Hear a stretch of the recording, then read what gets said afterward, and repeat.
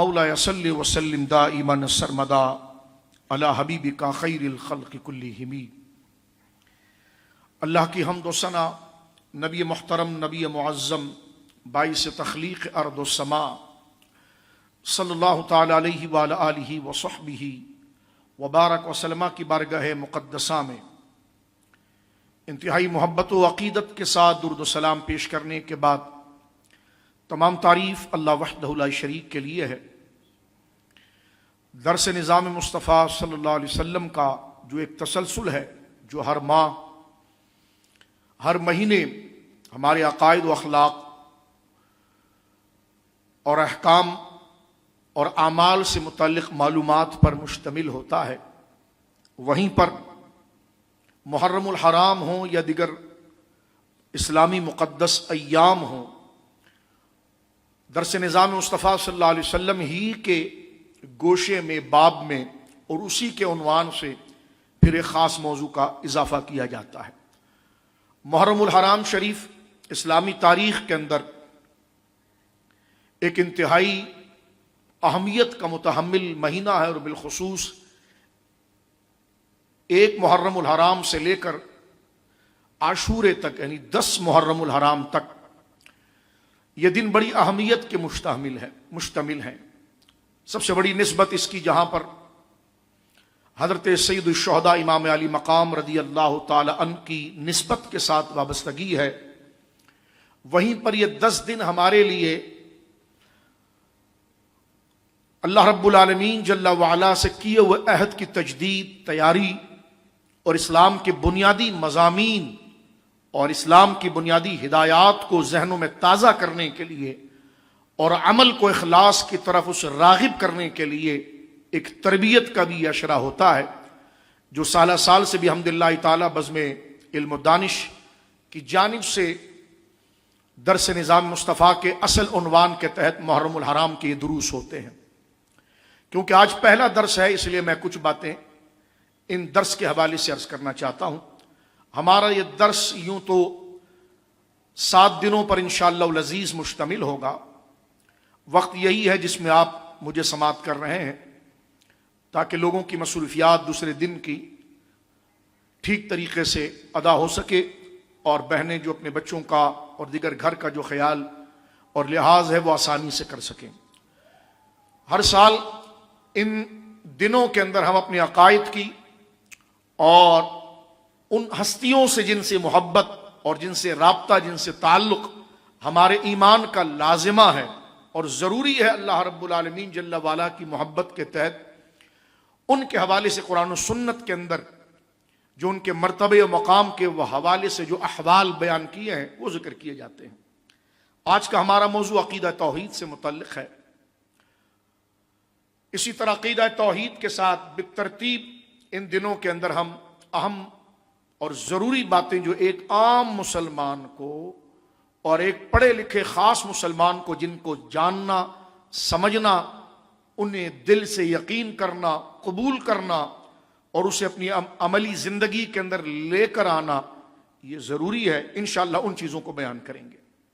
عقیدہ توحید پر بحمداللہ تعالی کئی دروس اللہ کے فضل و کرم سے اللہ رب العالمین نے اپنی مبارک ذات کی تعریف و توصیف کے لیے یہ شرف اپنے محبوبوں کے صدقے ہمیں عطا فرمایا کہ درس نظام مصطفیٰ صلی اللہ علیہ وسلم میں ہم نے عقیدہ توحید کے حوالے سے کئی دروس دیے ہیں، اور وہ کئی دروس ہی نہیں ہیں بحمداللہ تعالی، وہ ایک دو دہائی سے زیادہ عرصے پر مشتمل ہیں۔ یوں سمجھ لیجئے کہ بحمداللہ تعالی کہ یہ 32 سال کا عرصہ ہوگا کہ جس میں عقیدہ توحید، عقیدہ رسالت اور ان تمام موضوعات کو محرم الحرام میں ہم بیان کرتے ہیں، پڑھتے ہیں، سمجھنے کی اور اللہ رب العالمین کی بارگاہ سے ہدایت لینے کی کوشش کرتے ہیں، توفیق طلب کرتے ہیں۔ اللہ رب العالمین اس میں ثابت رکھے۔ عقیدہ توحید آج کا ہمارا موضوع ہے، عقیدہ توحید اور اس کے مباحث۔ بڑی توجہ رکھیے گا، آسان انداز میں گفتگو ہوگی، ترتیب کے ساتھ گفتگو ہوگی، لیکن آپ اپنی ضرورت کے اعتبار سے اس بات کو ضرور قبول کریں۔ عقیدہ توحید اور اس کے اہم مباحث، یہ آج ہم کچھ اس کے بارے میں گفتگو کرنا چاہتے ہیں۔ کیونکہ عقیدہ توحید اللہ رب العالمین جل وعلا کی ذات سے متعلق ہے، تو اس کی کئی جہتیں بنتی ہیں۔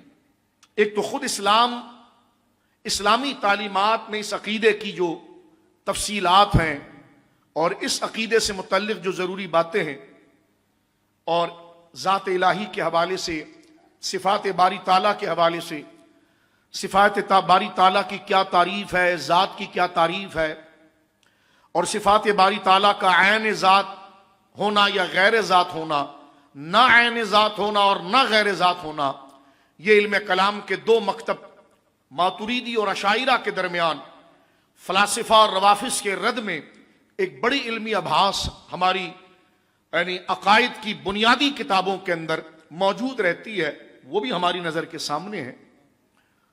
کوشش کریں گے اس سے حصہ ہم حاصل کریں گے، اور اس عقیدے کو کس ڈھنگ کے ساتھ سمجھنا ہے اور آج تک امت نے کیسے سمجھایا ہے، قرآن و سنت سے سمجھ کر وہ باتیں انشاءاللہ عرض کرنے کی کوشش کریں گے۔ آج جتنا وقت رہا عقیدہ توحید کے حوالے سے چند ضروری ہم باتیں عرض کریں گے انشاءاللہ العزیز۔ اللہ رب العالمین ہماری زبانوں کو خطاؤں سے اور فکر کو آوارگی اور گمراہی سے اللہ رب العالمین محفوظ فرمائے۔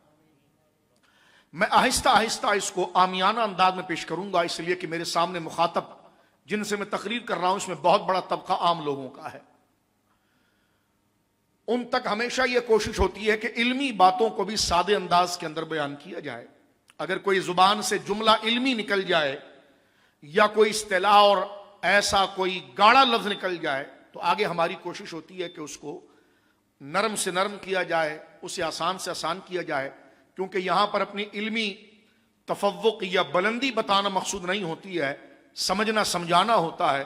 تو ایک عام آدمی عقیدے کو جس پہرائے میں جتنی آسانی کے ساتھ سمجھ سکتا ہے، اللہ کی توفیق سے کوشش کی جاتی ہے اللہ کے فضل سے کہ اس کی ذہن کی سطح تک جا کر وہ بنیادی باتیں بیان کر دی جائیں، جو علماء کا طرز اور زبان ہے اور طرز خطاب ہے اس کو بھی بیان کیا جائے، اور اسی کو پھر اتنا سلیس کر دیا جائے، آسان کر دیا جائے کہ ایک عام مسلمان اپنی بات کو سمجھے۔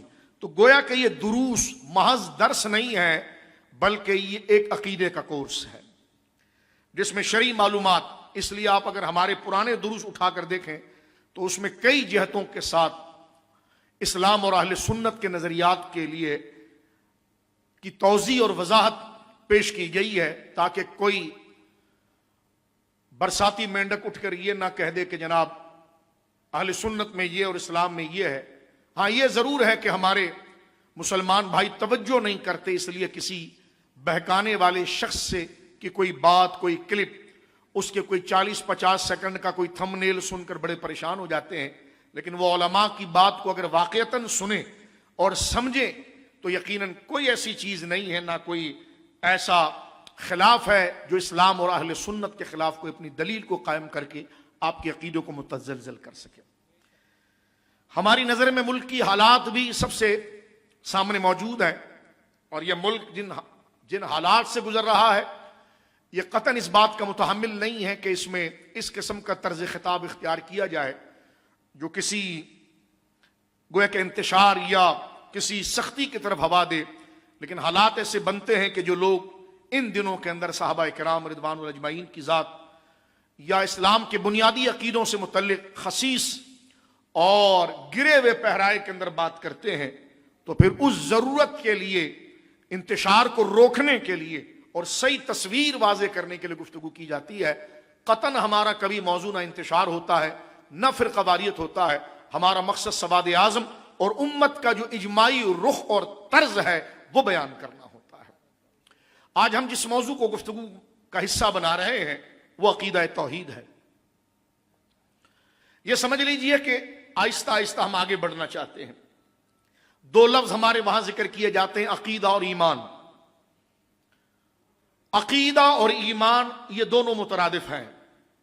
مترادف ان کلمے کو کہتے ہیں کہ دو ایسے کلمات جو لکھنے میں اور بولنے میں مختلف ہو، جیسے عقیدہ لکھنے میں بھی مختلف ہے، بات رکھوائیے بس، عقیدہ جو ہے وہ لکھنے میں بھی مختلف ہے، اور ایمان جو ہے اگر میں آپ سے یہ کہوں کہ عقیدہ لکھیے تو آپ عین قاف یا دال ہا لکھیں گے، اور میں آپ سے کہوں ایمان لکھیے تو آپ الف یا حمزہ یا میم حمزہ اور نون لکھیں گے تو اس کا گویا کہ طرز تحریر جو ہے، املا جو وہ بھی مختلف ہے.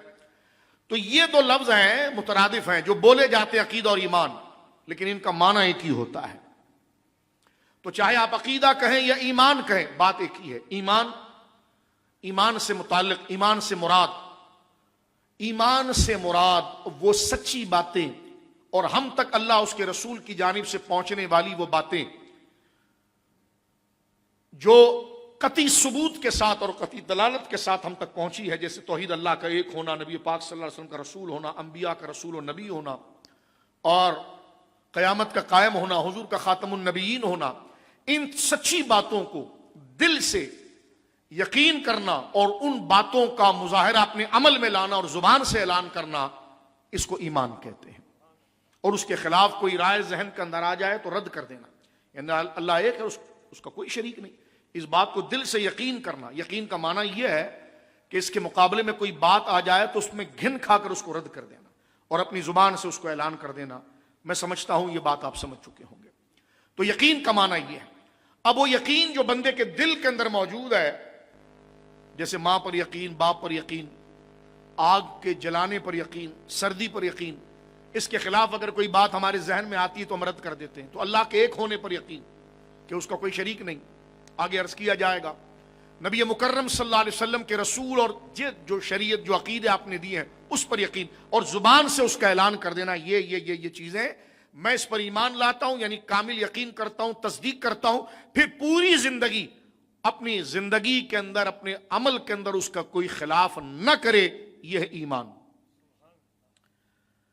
یہ نہیں ہے کہ بندہ اگر زبان سے میں توجہ چاہتا ہوں.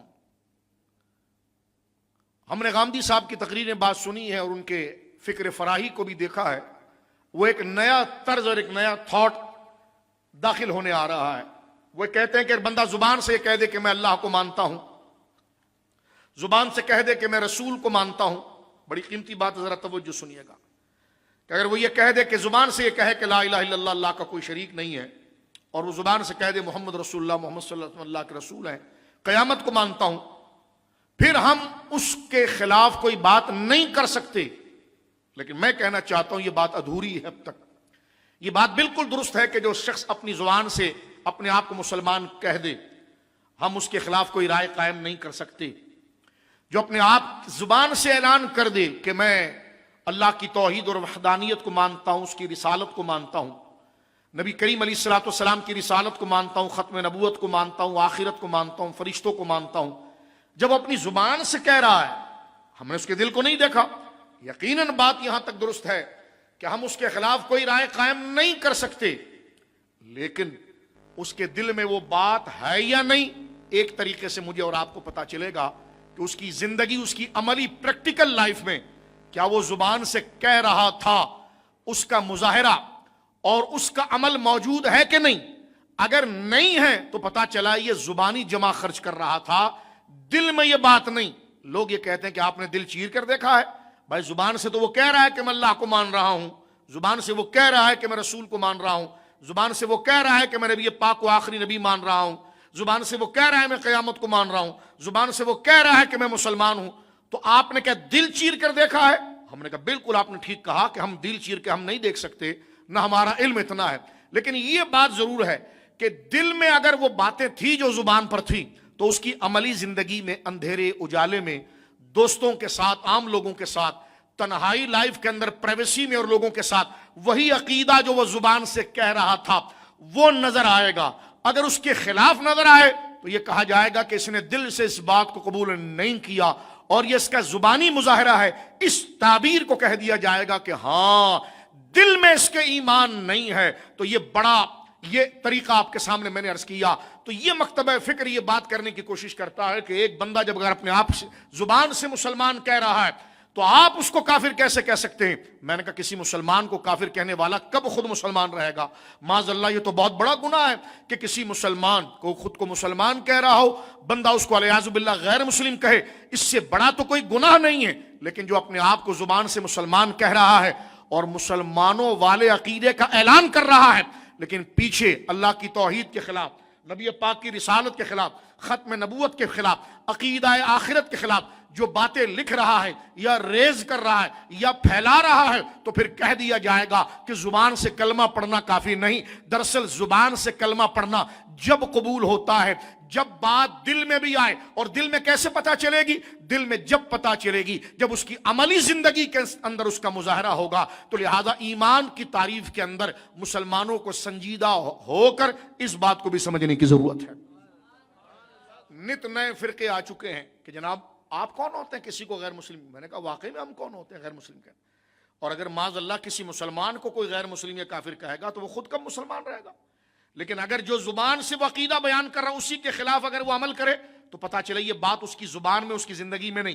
تو اس کی زندگی میں اس زبان کے دعوے کی دلیل جو نظر نہیں آ رہی اس کا مطلب یہ بات دل کے اندر نہیں. لہذا منکرین ختم نبوت اگر اپنی زبان سے جناب رسول مکرم صلی اللہ علیہ وسلم کو رسول کہیں اور آخری نبی کہیں لیکن در پردہ لکھنا اور کسی اور کے لیے حضور کے بعد رسالت اور نبوت ثابت کریں تو یہ بالکل کہا جائے گا کہ یہ زبان سے پڑھنا کافی نہیں ہے. اور آپ کا کلمہ زبان سے پڑھنے کے بعد اپنی عملی زندگی میں اس کے خلاف کرنا یہ اس بات کو بتا رہا ہے کہ دل میں آپ کا ایمان نہیں تھا اور آپ مسلمان نہیں ہے. یہ انتہا پسندی نہیں ہے یہ حقیقت پسندی ہے.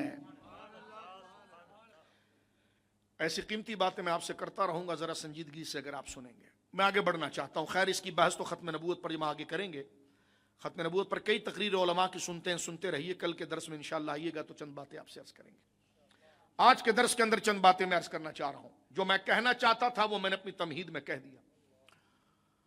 عقیدہ توحید کس کو کہتے ہیں؟ تو میں نے یہ بات آپ کے سامنے عرض کر دی. عقیدہ کہیں یا ایمان کہیں بات ایک ہی. ایمان یقین کو کہتے ہیں اور عقیدہ گانٹھ اور گرہ کو کہتے ہیں. جیسے آپ کسی چیز پر مضبوط گانٹھ باندھ دیتے ہیں تو وہ کھلتی نہیں ہے.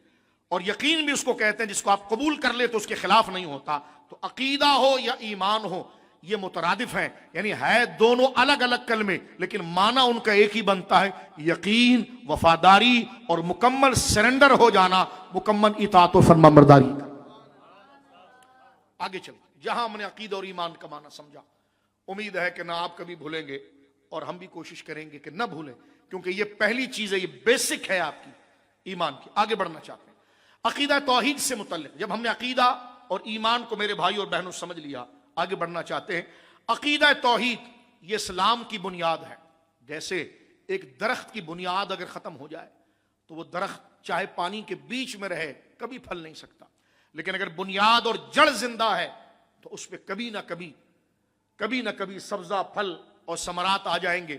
تو اسلام کی بنیاد اور اساس جو ہے وہ عقیدہ توحید ہے. آگے بتایا جائے گا. دین اسلام کا پہلا اور بنیادی رکن عقیدہ توحید ہے. اللہ تعالیٰ اپنی تمام صفات الوہیت اور کمالات حقیقت کے ساتھ متصف ہے. اس کی میں وضاحت آگے کر دوں گا آپ کے سامنے لیکن اب یہ بات سن کر ذرا آگے بڑھ جاتے ہیں ہم کہ عقیدہ توحید اسلام کا بنیادی عقیدہ ہے. اگر اس عقیدے کے اندر خرابی ہو جائے تو جناب رسول اللہ کی رسالت کا کلمہ بھی پڑھ لے بندہ تو مومن نہیں ہو سکتا. آخرت کا اعلان بھی کرے تو نہیں کر سکتا. اس لیے کہ سارے رشتے اللہ کے لیے مانے تھے اور اللہ ہی کے لیے اس کا عقیدہ ایمان درست نہیں ہوا تو آگے کہنے والی باتیں وہ قبول نہیں ہو سکتی. اس لیے کہ وہ تو اسی دعوے کی دلیل تھی. جب اس نے دعوی توحید ہی کو قبول نہیں کیا تو آگے بات کیسے ہو سکتی. اچھا توحید کس کو کہتے ہیں؟ دیکھیں توحید کا معنی لغوی معنی تو ایک ہونے کے ہیں یا ایک ماننے کے ہیں. امام غزالی رحمت اللہ علیہ نے قدر تفصیل کے ساتھ اس کو بیان کیا ہے کیونکہ توحید پر بہت لکھا گیا. عقیدے کی ساری کتابوں کے اندر اکابر جب عقیدے کو شروع کرتے ہیں تو عقیدے کا پہلا موضوع ہی اللہ کی ذات ہے اور توحید ہے. چاہے آپ مدارس کے اندر کوئی کتاب پڑھیں یا ان کتابوں سے بڑی کتابیں پڑھیں کوئی بھی اگر آپ کتاب پڑھیں تو عقیدہ ہی ہے. اور قرآن کا پہلا خطاب ہی اللہ رب العالمین کی ذات کی معرفت ہے. حضور کو بھیجنے کا مطلب ہی کہ آپ اللہ کے قریب کریں. قرآن اتارنے کا مطلب بھی اس سے لوگ اللہ کو جانے. تو مین اور اصل الاصول تو رب کریم کی ذات ہے اور اللہ رب العالمین کو اس کی ذات میں اور اس کے صفات میں ایک جاننا ایک ماننا اور کسی کو اس کا پارٹنر اور شریک نہ جاننا یہ توحید ہے. کوئی کہے گا ذرا مشکل ہو گیا لیکن امام غزالی نے اس کو بڑے خوبصورت انداز میں کھولا ہے. میں پہلے امام غزالی رحمہ اللہ کی وہ عبارت پڑھنا چاہتا ہوں. امام غزالی رحمۃ اللہ علیہ عقیدہ توحید پر بڑا خوبصورت کلام کرتے ہوئے بات کرتے ہیں. فرما انہ فی ذاتہ واحد لا شریک لہ فرد لا مثیل لہ صمد لا ضد لہ منفرد لا ند لہ وانہ واحد قدیم لا اول لہ ازلی لا بدایۃ لہ مستمر الوجود لا آخر لہ ابدی لا نہایۃ لہ قیوم لا انقطاع لہ بل هو اول والآخر والظاہر والباطن وهو بكل شيء علیم. بڑے سنجیدگی کے ساتھ بہت آسان انداز میں اللہ کو کیسے ماننا ہے امام غزالی رحمۃ اللہ علیہ کے اس مبارک خطبے میں آ گیا. اب اس کا ترجمہ سنیے کیا کہہ رہے تھے امام غزالی. فرماتے ہیں بے شک اللہ اپنی ذات میں واحد ہے. بے شک اللہ اپنی ذات میں واحد ہے. کیا مطلب؟ جس کا کوئی شریک نہیں. اللہ اپنی ذات میں واحد ہے.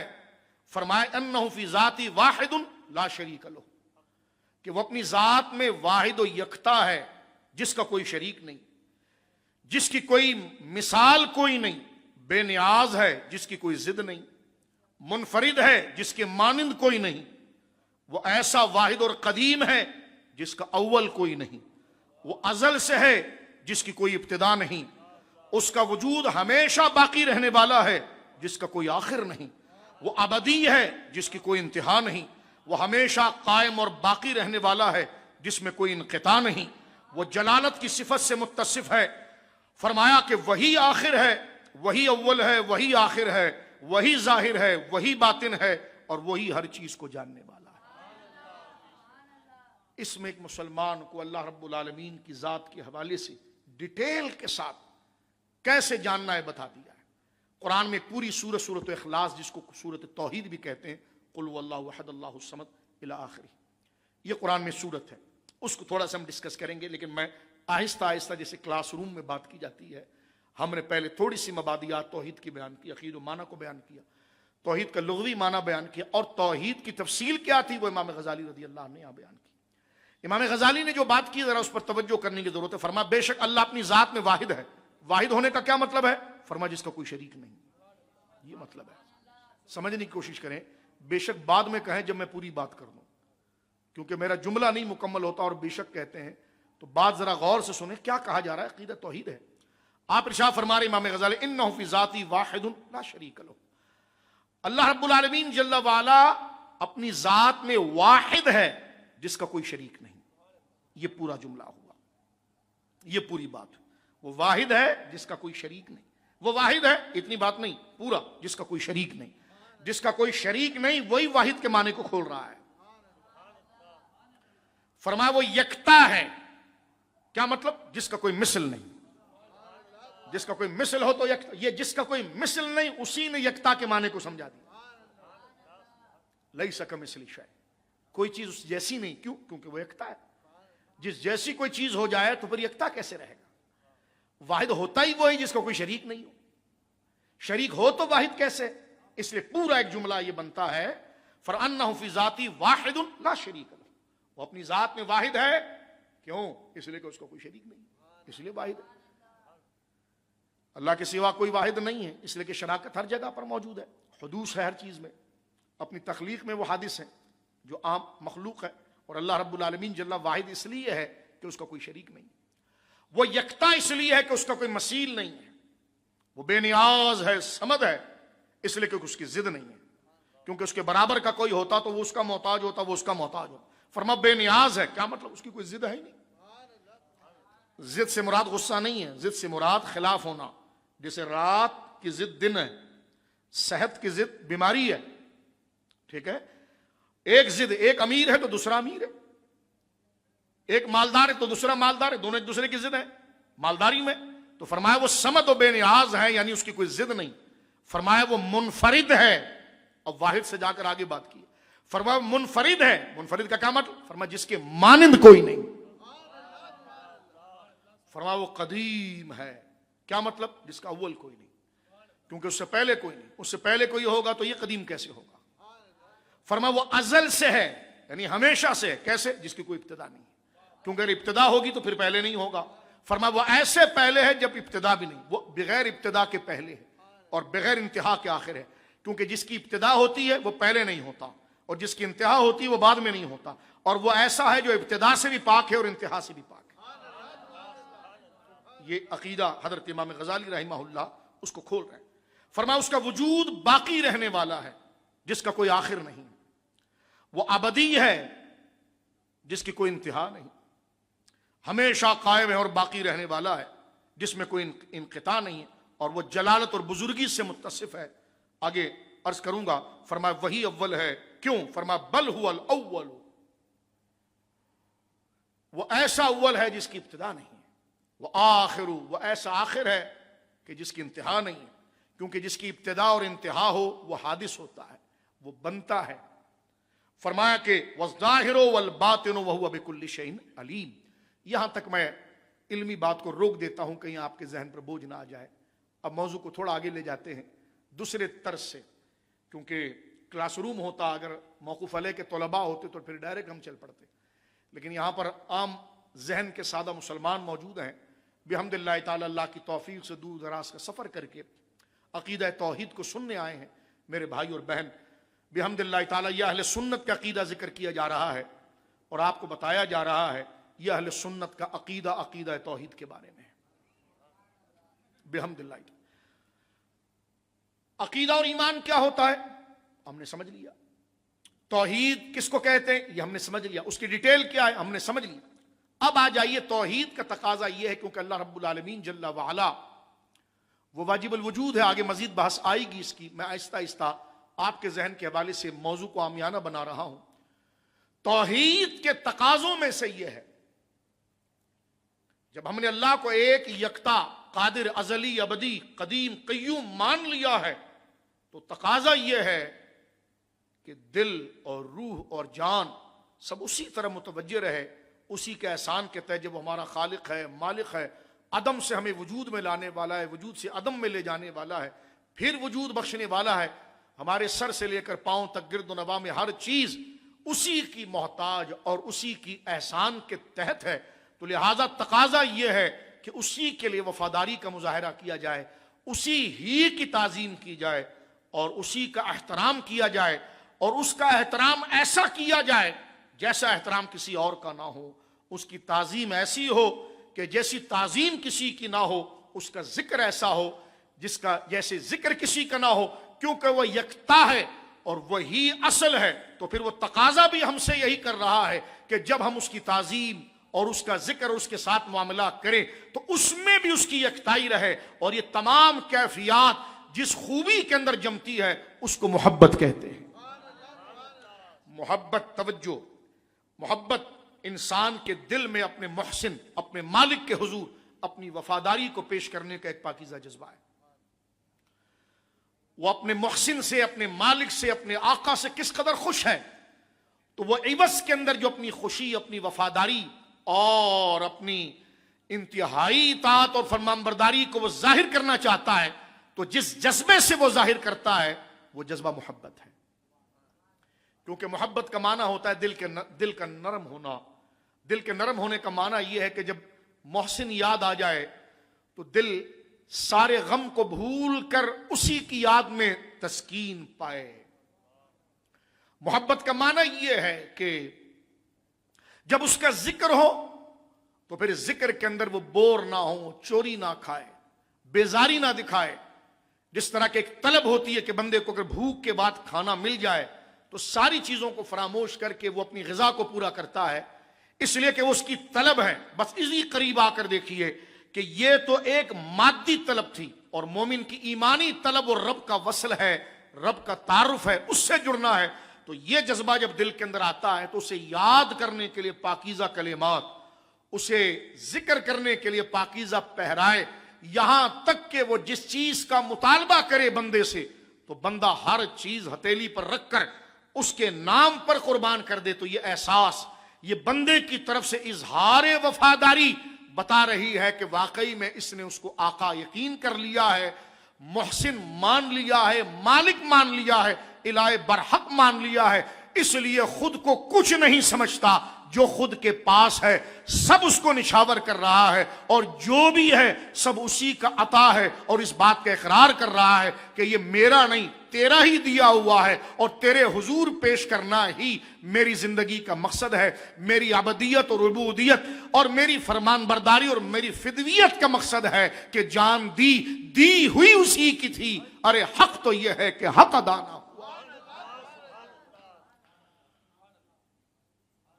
बस ये कैफियत है, मैं इधर नहीं ज्यादा रुकना चाहता वरना दर्स लंबा होगा। आगे बढ़ना चाहता हूं।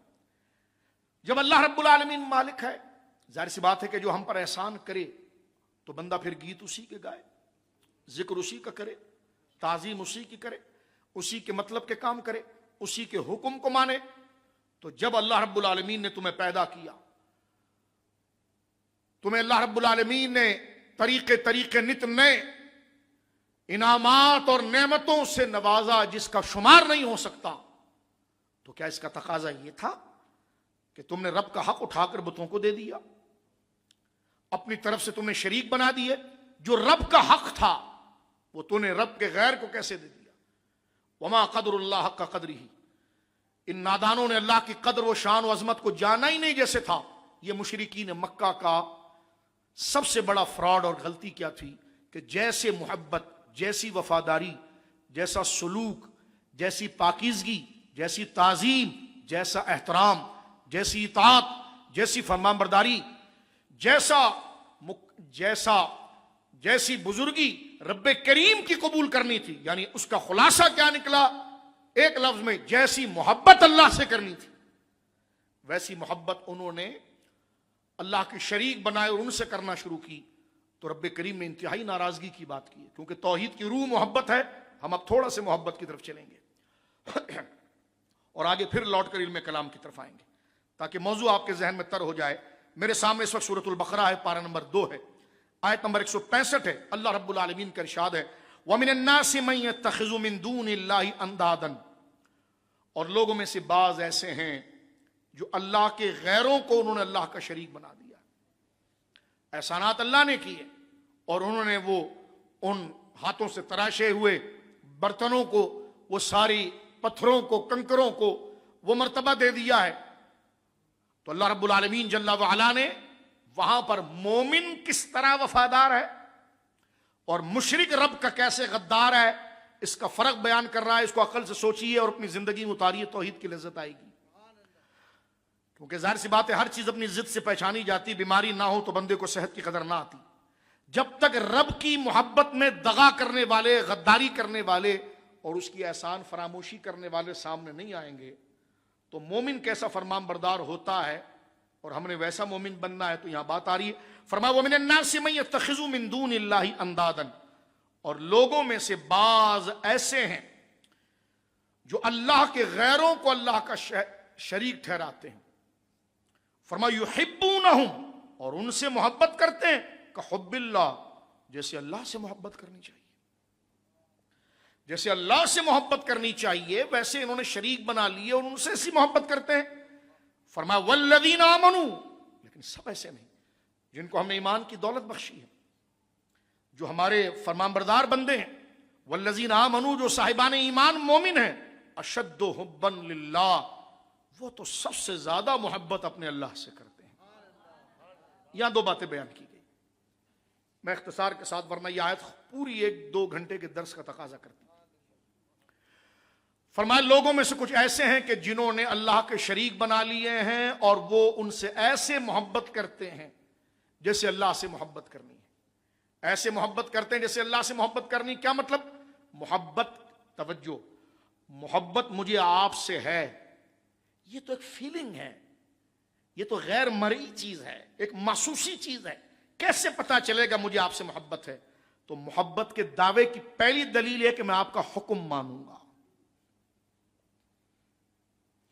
मैं हर मामले में आपको तरजीह दूंगा, मैं किसी से भी जुड़ूंगा तो आपसे जुड़ूंगा, जो आपका दुश्मन होगा उससे बिफर जाऊंगा, उससे लड़ जाऊंगा, और जो आपका मुहिब होगा, मेरा उससे खून का कोई रिश्ता हो या कभी मुलाकात हुई, इससे कोई सरोकार, मैं उससे मोहब्बत कर लूंगा। यानी मोहब्बत का पहला तकाजा यह है कि बंदे की अकीदत का मरकज उसका महबूब बन जाता है और बंदे की नफरत का मरकज भी उसका महबूब बन जाता है कि जब आप किसी से मोहब्बत करते हैं ना, तो फिर आपको जो वो अच्छा लगता है تو پھر اس کی ساری چیزیں اچھی لگتی ہیں، اس کو خوش کرنا، اس کا حکم ماننا اور مکمل حیا اور احترام سے رہنا کہ کہیں ایسا نہ ہو کہ اس نے حکم دیا اور میں اس کے حکم کو نہ مانوں اور وہ ناراض ہو جائے تو اس کی ناراضگی سے ڈرنا. یہ جو جذبہ ہے یہ اصل میں محبت ہے. جیسے ایمان عقیدہ توحید کی جان محبت ہے اور محبت کی جان اس کے حکم کو ماننا ہے. یہ آگے بڑھنے والی بات تھوڑی سی میں عرض کر رہا ہوں. فرمایا جیسی محبت اللہ سے کرنی تھی ویسی انہوں نے ان سے کر دی. کیا مطلب؟ اللہ کہہ رہا ہے یہ کرو تو وہ نہیں مانتے، ادھر سے عقیدہ گڑھ دیا. لیکن فرمایا دیکھو میرے جو بندے ہیں نا، مومن بندے جو ہیں، اشد حبا للہ، وہ شدید سب سے زیادہ وہ پیار مجھ سے کرتے ہیں، سب سے زیادہ وہ پیار مجھ سے کرتے ہیں. یعنی میرے حکم جب سامنے آ جائے تو پھر کسی حکم کو خاطر میں نہیں لاتے، جہاں میری بات آ جائے تو پھر کسی کی بات کو خاطر میں نہیں لاتے، جب میری مرضی آ جائے تو کسی کی مرضی کو خاطر میں نہیں لاتے. فرما میرے وہ بندے ہیں جب ان کے اندر ایسی وفا پیدا ہوتی ہے، اسی وفا کو محبت کہتے ہیں. اور یہی محبت کا جذبہ صادق کرتا ہے کہ یہ ایمان والے ہیں، زبان سے لا الہ الا اللہ کہا ہے اور مجھے رب یقین کیا ہے، تو پھر ان کی مرضی اور محبت کا مرکز بھی میں بن گیا ہوں. اس کو سمجھانے کے لیے مختصر سی حدیث پاک کا سہارا لیتے ہیں. جناب رسول اللہ سے کسی نے پوچھا صلی اللہ علیہ وسلم بندے کا ایمان کب مکمل ہوتا ہے؟ فرمایا 4 چیزیں جب اس میں پائی جائیں گی. فرمایا من حب للہ وابغض للہ واعطى للہ ومنع للہ فقد استکمل الایمان. لا الہ الا اللہ ہم پڑھ لیتے ہیں، لیکن لا الہ الا اللہ پڑھنا یہ ایمان کی جان ہے، اور لا الہ الا اللہ کی جان محبت ہے، اور محبت کی جان یہ احساس ہے جو ڈسکس ہو رہا ہے میرے اور آپ کے لیے. فرمایا من حب للہ، فرمایا 4 چیزیں جس کے اندر آ جائیں گی اس نے ایمان کی روح کو پا لیا. کیا؟ فرمایا جو محبت، من حب للہ، جو محبت کرے اللہ کی. ایک چیز اسے پسند نہیں آ رہی لیکن وہ رب کو پسند ہے تو اس نے اپنی پسند کو ایک طرف جھڑک دیا اور رب کی پسند کو اپنا معیار بنایا. تو محبت کی وجہ اس کی اپنی مرضی نہیں بنی، رب کی ذات بنی، کیونکہ رب کو پسند ہے. وہ ابغض للہ، ایک چیز اس کو اچھی لگ رہی ہے لیکن رب کو پسند نہیں ہے تو اس کو جھڑک دیا. کیوں؟ اس لیے کہ جب رب کو پسند نہیں ہے تو مجھے بھی پسند نہیں. تو وہ محبت کرے تو اللہ کی ذات کی وجہ سے، اور کسی سے نفرت کرے تو اللہ کی ذات کی وجہ سے. لیکن میرے اور آپ کی محبت کیا ہوتی ہے؟ جو ہمیں اچھا لگے گا ہم اس سے پیار کریں، جو ہمارا برا ہوگا ہم اس سے نفرت کریں گے. تو پتا چلا کہ ہم نے اپنے اندر کسی کو خدا بنا لیا ہے معاذ اللہ. رب کو خدا نہیں بنایا. رب کو اگر خدا بنایا ہے، یہ برسبیل تنزل اور بیان کے یہ بات عرض کر رہا ہوں کہ اگر رب کو خدا بنایا ہے تو اس دعویٰ اس بات کی کہ میرا معبود میرا رب اللہ ہے، تو اس کی دلیل یہ ہے کہ پھر محبت اس سے ہوگی. اور محبت کی دلیل یہ ہے کہ پھر ہر چیز، محبت، شوق، لینا دینا، سب کی وجہ وہ بنے گی. تیری آنکھیں، تیری زبان کا ٹیسٹ، تیرے جیب کا مال یہ نہیں بنے گا، وہ بنے گا. بات سمجھ میں آ رہی ہے؟ فرما محبت ہوگی تو اللہ کے لیے، دشمنی ہوگی تو اللہ. وہ آتا للہ، وہ کسی کو دے گا تو اس لیے کہ اللہ نے دینے کا کہا ہے. کمایا میں کسی کو کیوں دوں؟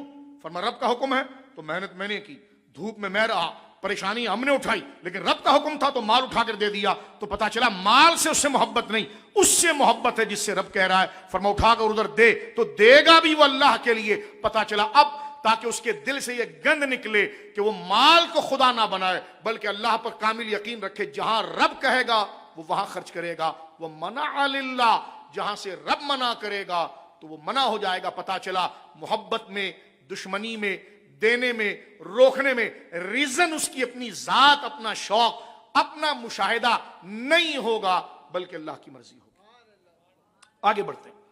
فرمایا کہ دیکھیے یہ کافر جو ہیں یہ ایسے ہیں کہ جنہوں نے شرک، گویا کہ بتوں کو اللہ کا شریک بنایا معاذ اللہ، اور ان سے ایسی محبت کرتے ہیں جیسے اللہ سے کرنی چاہیے. یہ تھوڑا کھل گیا موضوع.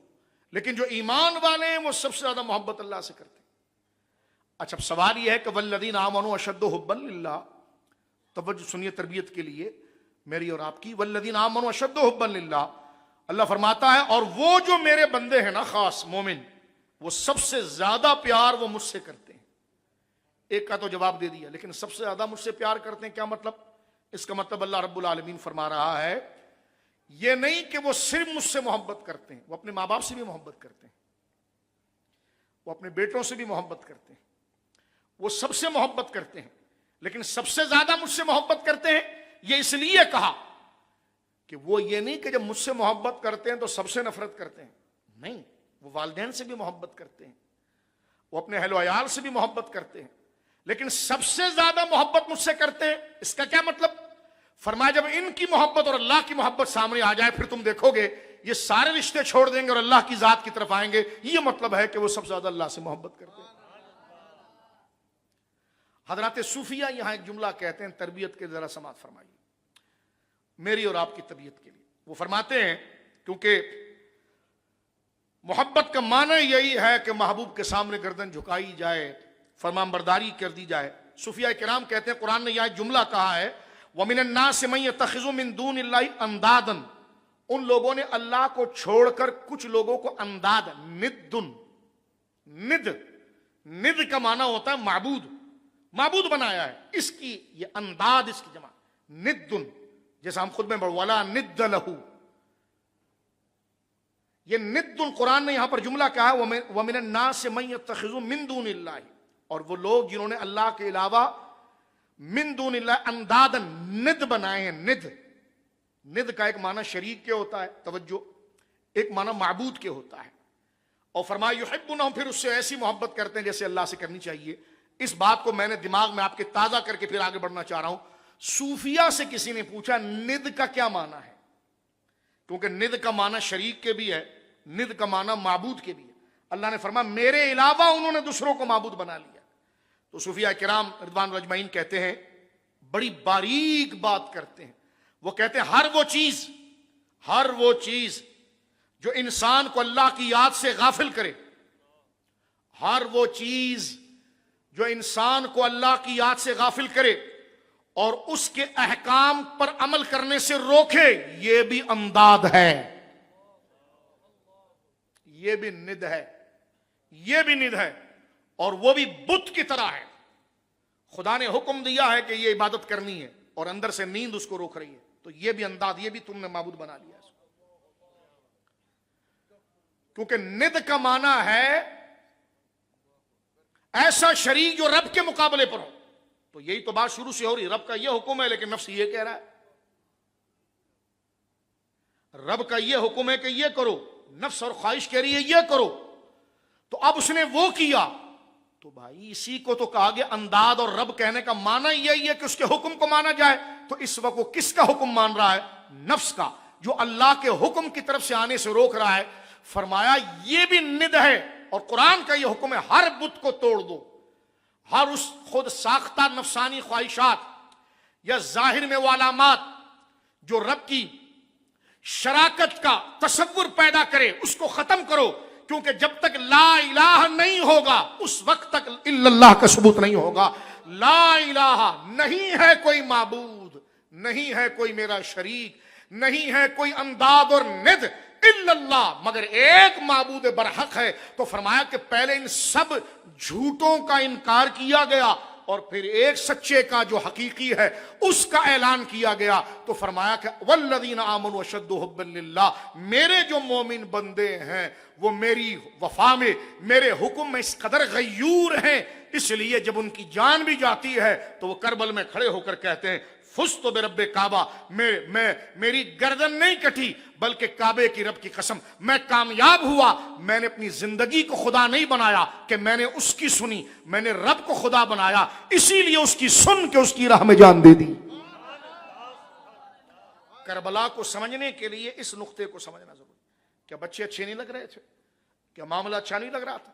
کیا بدریوں کو اگر آپ سمجھیں، صحابہ کرام رضوان الاجمعین کی شہادتوں کو سمجھیں، تو فرمایا جب رب کو رب کہا، اس کو ایک دوسری آیت میں میرے بھائیوں تھوڑا کلیئر کیا گیا ہے مزید۔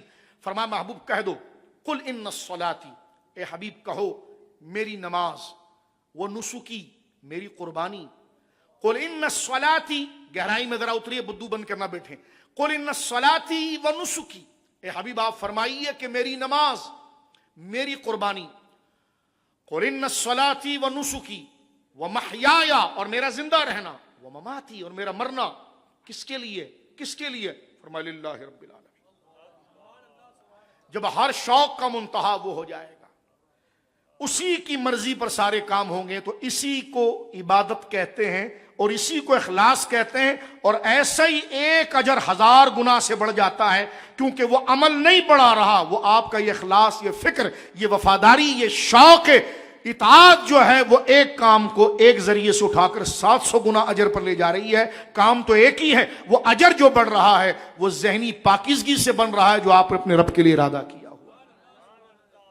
بلکہ ہم تو یہ کہنا چاہتے ہیں کہ ہم رسول اللہ سے بھی محبت کرتے ہیں صلی اللہ علیہ وسلم، اولیاء سے بھی محبت کرتے ہیں، لیکن وہ ساری محبت کی وجہ اللہ کی ذات ہے، کیونکہ رب کا حکم ہے کہ رسول اللہ سے محبت کریں، رب کا حکم ہے کہ جناب جو ہے اولیاء سے محبت کریں، تو یہ وجہ۔ اور جہاں پر آپ توجہ، میں آگے بڑھنا چاہتا ہوں، جہاں آپ کی محبت اللہ کی وجہ سے ہو، جیسے آپ اولیاء کرام سے محبت کرتے ہیں، ہم الحمدللہ صحابہ سے محبت کرتے ہیں، انبیاء سے محبت کرتے ہیں، تو یہ آیت وہاں نہیں فٹ کی جائے گی۔ وہ لوگ جنہوں نے اللہ کا شریک بنایا اور ایسی محبت کرتے ہیں جیسے اللہ سے محبت کرتے ہیں، اور اہل ایمان اللہ سے سب سے زیادہ محبت کرتے نہیں، اس آیت کا کوئی کانٹیکس نہیں ہے وہاں پر۔ ہم رسول اللہ سے محبت جو کر رہے ہیں وہ اللہ کے کہنے پر کر رہے ہیں، اس لیے کہ اللہ سے محبت کا مطلب یہی ہے کہ حضور سے محبت کی جائے۔ تو حضور سے محبت انداز نہیں ہے، یہ خدا کی عبادت ہے، کیونکہ رب کے کہنے پر ہو رہی ہے، اور رب نے تو خود کہہ دیا قل ان کنتم تحبون اللہ فاتبعونی یحببکم اللہ۔ حبیب یہ کہہ دیجئے لوگ جو دعویٰ کرتے ہیں کیونکہ رب کی محبت کے بغیر ایمان نہیں آتا، تو فرمایا کہہ دو کہ جو یہ دعویٰ کرتا ہے کہ مجھے رب کی محبت ملے، تو اس سے کہو کہ وہ تجھ سے محبت کرے اور تیرے حکم کو مانے، یحببکم اللہ، اسے زحمت کی ضرورت نہیں، رب خود اس سے محبت کر لے گا۔ یہ کل ڈسکس کریں گے، آج صرف ذرا اسی موضوع کو ہم رکھ رہے ہیں۔ محبت الہی میں چند باتیں میں عرض کرنا چاہتا ہوں تاکہ موضوع ہمارے لیے تھوڑا آسان ہو جائے۔ توحید کے معنی کو ہم نے تقریباً سمجھا ہے، آگے بڑھنا چاہتے ہیں۔ مومن کی نشانیاں، یہ بخاری شریف میرے سامنے ہے، اور حدیث نمبر، بخاری شریف کی حدیث نمبر 16 ہے۔ رسول کریم صلی اللہ علیہ وسلم ارشاد فرماتے ہیں ثلاث من کن فیہ وجد حلاوت الایمان۔ کوئی بچہ ہم سے سوال کرے یا ہم اپنے بزرگوں سے سوال کریں کہ حضور ایمان تو انٹرنل مسئلہ ہے، توجہ سننا میرے سارے اسکول کے جو بچے بیٹھے ہیں، کالج یونیورسٹیوں کے، جو ہمارا مستقبل ہے، توجہ کریں۔ ایمان تو انٹرنل مسئلہ، ایک فیلنگ ہے، کیسے پتا چلے گا کہ ہمارے اندر ایمان ہے؟ کیونکہ ہماری توجہ ان بچوں کی طرف ہے جو صرف کھانے کے لیے آیا، اللہ اس پر بھی رحم کرے، کھانا تو سب نے مل رہا ٹھیک، لیکن سبق یاد کرنے کے لیے میں نے اور آپ نے جو ان باتوں، ایمان، ساری باتیں سننے کے بعد ایک بچہ یہاں پر کالج یونیورسٹی یا مدرسے کا کھڑا ہو جائے، یا میرا کوئی بھائی کھڑے ہو کے پوچھے، بات تو مولانا صاحب سمجھ میں آ گئی کہ اصل چیز توحید کی جان جو ہے وہ ایمان ہے اللہ پر، لیکن ایمان تو ایک انٹرنل مسئلہ ہے، ایک فیلنگ ہے، ایک محسوسات ہے، کیسے پتا چلے گا کہ میں مومن ہوں؟ کیونکہ مرنے سے پہلے مجھے اس کی تیاری کرنی ہے، کیونکہ فیصلہ قبر کے اندر اسی ایمان پر ہوگا۔ ایمان نہیں ہے تو داڑھی میں نے رکھی ہے تو کس کام کی؟ معاذ اللہ، ایمان نہیں ہے، نماز بھی پڑھ لی بظاہر، اندر سے ایمان نہیں ہے تو کس کام کا؟ تو میں چیک کرنا چاہتا ہوں کہ واقعی میں جو میرا ظاہری زندگی عمل کر رہی ہے، باطن کے اندر اس رب سے میرا کنیکشن اور تعلق ہے کہ نہیں؟ اور اگر ہے، اور میں کہتا ہوں ایک بلینک وائٹ پیپر پر ایک فاؤنٹین پین کے ڈاٹ کے برابر بھی رب سے تعلق ثابت ہو گیا نا، تو قبر میں عذاب نہیں ہوگا، جہنم نہیں ہوگی۔ اتنی قیمتی چیز ہے رب سے تعلق۔ اب سوال بڑا ویلڈ ہے کہ کیسے پتا ہوگا کہ میرا کنیکشن میرے رب سے ہے کہ نہیں؟ اور وہ جب پتا چلے گا، سامنے آئے تو میں آپ سے مسکرا کر مل رہا ہوں، لیکن واقعی میں اگر میرے دل میں آپ ہیں تو مجھے تنہائی میں بھی آپ یاد آئیں گے۔ جس سے قلبی کنیکشن ہوتا ہے نا، بندہ اس کو اکیلے میں محسوس کرتا ہے، اور آگے پھر فرمان برداری وغیرہ جو میں نے ساری باتیں کی وہ اس کے اندر انکلوڈ ہے، وہ شامل ہے۔ لیکن اس حدیث میں تو حضور سید عالم نے اینالائز کرنے کے لیے، سمجھنے کے لیے، ٹٹولنے کے لیے مرنے سے پہلے مجھے اور آپ کو یہ طریقہ بتا دیا، اگر نہیں ہے تو تیاری کر لیں، ایسے لوگوں کی صحبت میں آ جائیں۔ اگر وہ، کیونکہ فیلنگ جو ہے نا، اندر کی عادت، وہ صحبت اور گیدرنگ سے آتی ہے، کھانے کی چیز تو نہیں کہ اٹھا کے کھا لی آپ نے۔ بندہ جس کی صحبت میں بیٹھتا ہے تو اس کا مزاج، اس کی فیلنگ، اس کی تھیوری، اس کا مزاج بندے کے اندر منتقل ہوتا ہے، دوسرے دن وہ بھی وہی حرکتیں کرنے لگ جاتا ہے جو پہلے والا کرتا ہے۔ تو اندر کی دنیا یہ صحبت سے، گیدرنگ سے چینج ہوتی ہے، اور وہی اندر کی دنیا خراب بھی گیدرنگ سے ہوتی ہے۔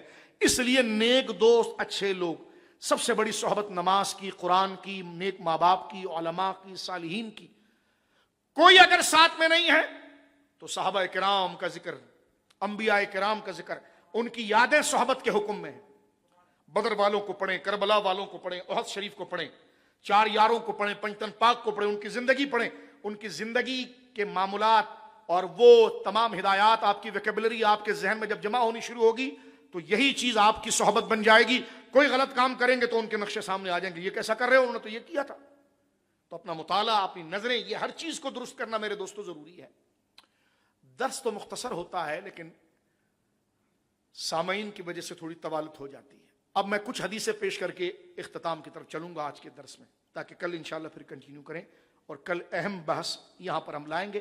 میں تو آج چاہ رہا تھا کہ وقت ہو تو پھر میں صفات ثبوتیہ کی بات کروں اور پھر صفات سلبیہ سے متعلق اہل بدعت نے جو عقیدے گڑے ہوئے ہیں اس پر امام محمد رضا کا سبحان الصبوح جو ایک شاہکار ہے، میں نے چاہا کہ جناب اس پر کو میں عرض کروں. میرے دوستو بزرگوں ذرا توجہ کیجیے. یہ آپ نے دیکھ لیا کہ ایمان رب سے تعلق اور کنیکشن ضروری ہے، اور کنیکشن محبت ایک فیلنگ ہے. کیسے پتا چلے گا مولانا صاحب کہ میری نماز کے ساتھ میرے رب کی محبت بھی جڑی ہوئی ہے؟ کہیں میں اپنے باپ کے ڈر سے تو نماز نہیں پڑھ رہا، یا رب ہی کے لیے پڑھ رہا ہوں. ابا مجھے کہہ رہے نماز پڑھ، لیکن میں ابا کے ڈر کی وجہ سے کہ ابا ناراض ہو جائیں گے، تو یہ تو رشتہ کنیکشن میرا ابا سے ہو گیا ہے. صرف رب سے کب ہوگا کہ میں رب ہی کے لیے اٹھ جاؤں؟ یہ کب ہوگا؟ اب اس کا ایک پریکٹس بڑی قیمتی بات ہے، توجہ سنیے. جناب رسول مکرم صلی اللہ علیہ وسلم کا ارشاد ہے، ایک پریکٹیکل حضور نے دیا ہے جس کو میں اور آپ اپنے آپ کو چیک کریں. حدیث نمبر 16 ہے، بخاری شریف ہے، بالکل ابتدا میں. سرکار کہتے ہیں ثلاث من کن فیہ وجد حلاوت الایمان ان یکون اللہ ورسولہ احب الیہ مما سواہما وان یحب المرء لا یحبہ الا اللہ وان یکرہ ان یعود فی الکفر کما یکرہ ان یقذف فی النار او کما قال. حضور سید عالم فرماتے ہیں جس شخص میں 3 عادتیں آ جائیں، جس شخص میں 3 عادتیں آ جائیں، وہ ایمان کی فیلنگ اور مٹھاس کو پا لے گا. وہ چیک کر لے گا کہ میں مرنے سے پہلے میرا کنیکشن، رابطہ اللہ سے وفاداری کا ہے کہ نہیں. فرمایا ثلاث من کن فیہ وجد حلاوت الایمان، جس کے اندر یہ 3 عادتیں آ گئی وہ اپنے آپ کو انالائز کرے اور چیک کرے. اگر وہ 3 چیزیں ایک ساتھ موجود ہیں اس کے اندر، 1 2 نہیں ہے، یہ آپشنل نہیں ہے، یہ تینوں ایک ہی ہیں. الگ الگ اس لیے کیا ہے تاکہ کھول کے سمجھ لیں، بات ایک ہی لیکن اس کو الگ الگ کیا ہے. یہ آپشنل نہیں کہ 1 ہو 2 نہ ہو، 2 ہو تو پھر 2 ہو جائیں تو پھر جناب جو ہے وہ 1 نہ ہو، ایسا نہیں. تینوں بیک بیک اکٹھا ہونی چاہیے کیونکہ یہ تینوں ایک ہیں. سمجھانے کے لیے اس کو ڈیوائڈ کیا ہے. فرمایا 3 ثلاث من کن فیہ وجد حلاوت الایمان، جس کے اندر یہ 3 احساس، جذبہ، خیال، خصلتیں، عادتیں، فیلنگ آ جائے گی، وہ ایمان کے ٹیسٹ کو پا لے گا اور اپنے کنیکشن کو سمجھ لے گا. فرمایا پہلی چیز کیا ہے؟ حضور سید عالم صلی اللہ علیہ وسلم فرماتے ہیں علیہ الصلوۃ والسلام کہ اللہ اور اس کے رسول اسے باقی تمام چیزوں سے زیادہ محبوب ہو جائیں. یہ رب سے کنیکشن کا پہلا رشتہ ہے. اسے سب سے پیار ہو، اللہ سے بھی اسے سب سے پیار ہو، بیوی سے بھی پیار، بچوں سے بھی پیار، مال سے بھی پیار، بزنس سے بھی پیار، ماں باپ سے بھی پیار، دوستوں سے بھی پیار، لیکن سب سے زیادہ پیار اللہ اس کے رسول کے لیے. فرمائیے پہلی علامت. یہ کیا مطلب اس کا کہ سب سے زیادہ پیار اللہ اس کے رسول سے؟ ابھی قرآن نے ڈسکس کیا، اسی کو بتا رہے ہیں. اس مطلب یہ ہے کہ پیار تو بیوی سے بھی کرنا ہے، رب کا حکم ہے. پیار تو گویا کہ بیوی نے شوہر سے کرنا ہے، یہ رب کا حکم ہے. اولاد سے کرنا ہے، رب کا حکم ہے. پڑوسیوں سے کرنا ہے، رب کا حکم ہے. ایک بھائی دوسرے بھائی سے کرے، رب کا حکم ہے. مال کمانا ہے، محبت ہے، زین الناس حب الشہوات من النساء والبنین، یہ رب کا حکم ہے. ماں باپ سے کرنا ہے، رب کا حکم ہے. لیکن فرمایا سب سے زیادہ وہ اللہ رسول سے کرے. کیا مطلب؟ فرمایا جب اللہ رسول کے مقابلے میں یہ رشتہ آ جائیں تو سب کو اگنور کر کے اللہ رسول کی طرف چل پڑے. باپ کوئی ایسی بات کر دے خدا نہ خواستہ، ماں کوئی ایسی بات کر دے خدا نہ خواستہ، بیوی کوئی ایسی بات کر دے خدا نہ خواستہ جو اللہ کی ناراضگی کا باعث بنے، رشتہ داریاں اور برادریوں کے کچھ رسوم اور اصول، ان کے پرنسپل، ان کے ضابطے ایسے بن جائیں جو شریعت سے ٹکرا رہے ہوں، تو اس وقت ان سب سے محبت کرنے کا حکم تھا، لیکن پہلی شرط یہ ہے کہ وہ اپنے دل میں ایمان کو جب پائے گا، جب سب سے زیادہ محبت اللہ رسول سے کرے گا، جب ماں باپ رشتہ دار برادری کے کوئی بات کوئی رسم ایسی جو اللہ رسول سے کے حکم سے جا کر ٹکرا رہی ہو اور اس سے حرام یا معاذ اللہ کفر لازم آ رہا ہو، خدا نہ کرے، تو اس وقت یہ سارے رشتوں کو چھوڑ دے گا اور کہے گا بھائی تم سب پیچھے ہو، میں وہی بات مانوں گا جو رسول اللہ نے فرمائی ہے، جو اللہ نے فرمائی۔ ایسی رسومات کو میں نہیں تسلیم کروں گا، ایسی شادی بیاہ کو نہیں تسلیم کروں گا، ایسی رسومات کو، ایسے بیٹھنے اٹھنے کو قبول نہیں کروں گا، ایسی گفتگو کو نہیں قبول کروں گا۔ تو کیا فرمایا حضور نے؟ توجہ سنیے بچے، ثلاث من کن فیہ وجد حلاوۃ الایمان، جس میں 3 عادتیں ہو جائیں گی، عادتیں آ جائیں گی، اس کا کنیکشن رب سے ہو گیا اور وہ لذت پائے گا۔ پہلی چیز یہ کہ ان یکون اللہ ورسولہ احب الیہ مما سواہما، کہ اس بندے کے نزدیک باقی تمام چیزوں سے زیادہ اگر کوئی محبوب ہوگا تو اللہ اس کے رسول کا۔ وہ کہے گا میں سب سے پیار کرتا ہوں مگر مصطفیٰ کے بعد، میں سب سے عقیدت کرتا ہوں مگر اللہ اس کے رسول کے بعد۔ سمجھ گئے بات؟ آگے چلتے ہیں۔ فرمایا دوسری عادت کیا ہے؟ 3 چیزیں ہیں نا، گن لیجیے اچھی طرح سے میں اور آپ۔ دوسری چیز یہ کہ وہ ان یحب المرء لا یحبہ الا اللہ، وہ کسی بندے سے بھی محبت کرے تو اللہ اس کے لیے کرے۔ اگر وہ بدعقیدہ ہو، توحید کے خلاف حرکت کرتا ہو، رسالت کے خلاف حرکت کرتا ہو، دین اسلام کے خلاف حرکت کرتا ہو، تو پھر اس سے محبت نہیں ہوگی۔ ارے بڑا ادب کر رہا ہے آپ کا، وہ بڑی محبت کر رہا ہے، ہم نے کہا ہماری محبت کر کے کیا کرے گا، ہم تو خود بکے ہوئے ہیں، ہم تو خود خادم اور غلام ہیں، تو جب تو ہمارے محبوب رب اور رسول کا ادب نہیں کر رہا، ان کے کہے ہوئے کو نہیں مان رہا، تو تجھ سے محبت نہیں ہوگی۔ فرمایا کہ پہلی چیز یہ ہے کہ وہ کائنات میں ہر رشتے سے زیادہ اللہ رسول سے محبت کرے۔ دوسری علامت یہ ہے کہ وہ جس بندے سے محبت کرے گا تو اللہ کے لیے کرے گا، جیسے ابھی حدیث گزر چکی، جس بندے سے بھی محبت کرے گا، تو اس لیے کہا جاتا ہے کہ بدعقیدہ شخص سے اخلاص قلبی کفر ہے، اخلاص قلبی کفر ہے۔ ہاں ضرورت کے حوالے سے، ضرورت شریعہ کے لیے علماء یا قائدین جن کی ضرورت پڑتی ہے کسی مشترکات کے لیے، اگر وہ جائیں تو وہ ایسی ہے جیسے بندہ بیت الخلاء میں اپنی حاجت پوری کرتا ہے، کوئی دل سے تو نہیں جاتا۔ اخلاص دلی، دل میں اس کا پیار ہوگا جس کا حکم اللہ دے گا۔ تو فرمایا کہ وہ جس سے بھی محبت کرے گا تو محبت کی وجہ کیا ہوگی؟ بولو، محبت کی وجہ کیا ہوگی؟ آپ بالکل بدعقیدہ کو دیکھ کر بفر جاتے ہیں، یہی تو ایمان ہے، اور کیا ہے؟ یہ شدت تھوڑی ہے، یہی تو ایمان ہے، یہی تو حضور فرما رہے ہیں ثلاث من کن فی وجد حلاوۃ الایمان، جس میں یہ 3 عادتیں آ جائیں گی وہ ایمان کا ذائقہ پالے گا، وہ اللہ اس کے رسول کو سب سے زیادہ محبوب رکھے گا، وہ کسی سے محبت کرے گا تو اللہ کے لیے۔ کوئی پوچھے آپ سے غوث پاک سے کیوں محبت کرتے ہو؟ اللہ کے لیے۔ کربلا والوں سے کیوں محبت کرتے ہو؟ اللہ کے لیے۔ آل پاک سے کیوں محبت کرتے ہو؟ اللہ کے لیے اور رسول کے لیے۔ ارے جناب تم انبیاء سے کیوں محبت کرتے ہو؟ اللہ اس کے رسول کے کہنے پر۔ تو یہ محبت کی وجہ، اسی طرح جو اللہ اس کے رسول کے بے ادب ہوں یا ایسی وہ باتیں کر جائیں معاذ اللہ حضور کی ختم نبوت کے خلاف، عقیدہ توحید کے خلاف، آخرت کے خلاف، یا دینی ضروریات کے خلاف، تو اس سے دور رہنا فرض ہے، کیونکہ داڑھی ٹوپی پگڑی اپنی جگہ پر ہے، وہ ایمان فیلنگ کا نام ہے، اور وہ فیلنگ پیدا کب ہوگی؟ فرمایا وہ محبت کسی سے بھی کرے گا تو اللہ اس کے رسول کے لیے کرے گا۔ 2 علامت ہو گئی۔ تیسری ذرا توجہ سے سنیے اور بات کو ہم سمیٹنے کی طرف چلتے ہیں۔ وہ ان یکرہ ان یعود فی الکفر اللہ کما یکرہ ان یقذف فی النار، فرمایا وہ ایمان لانے کے بعد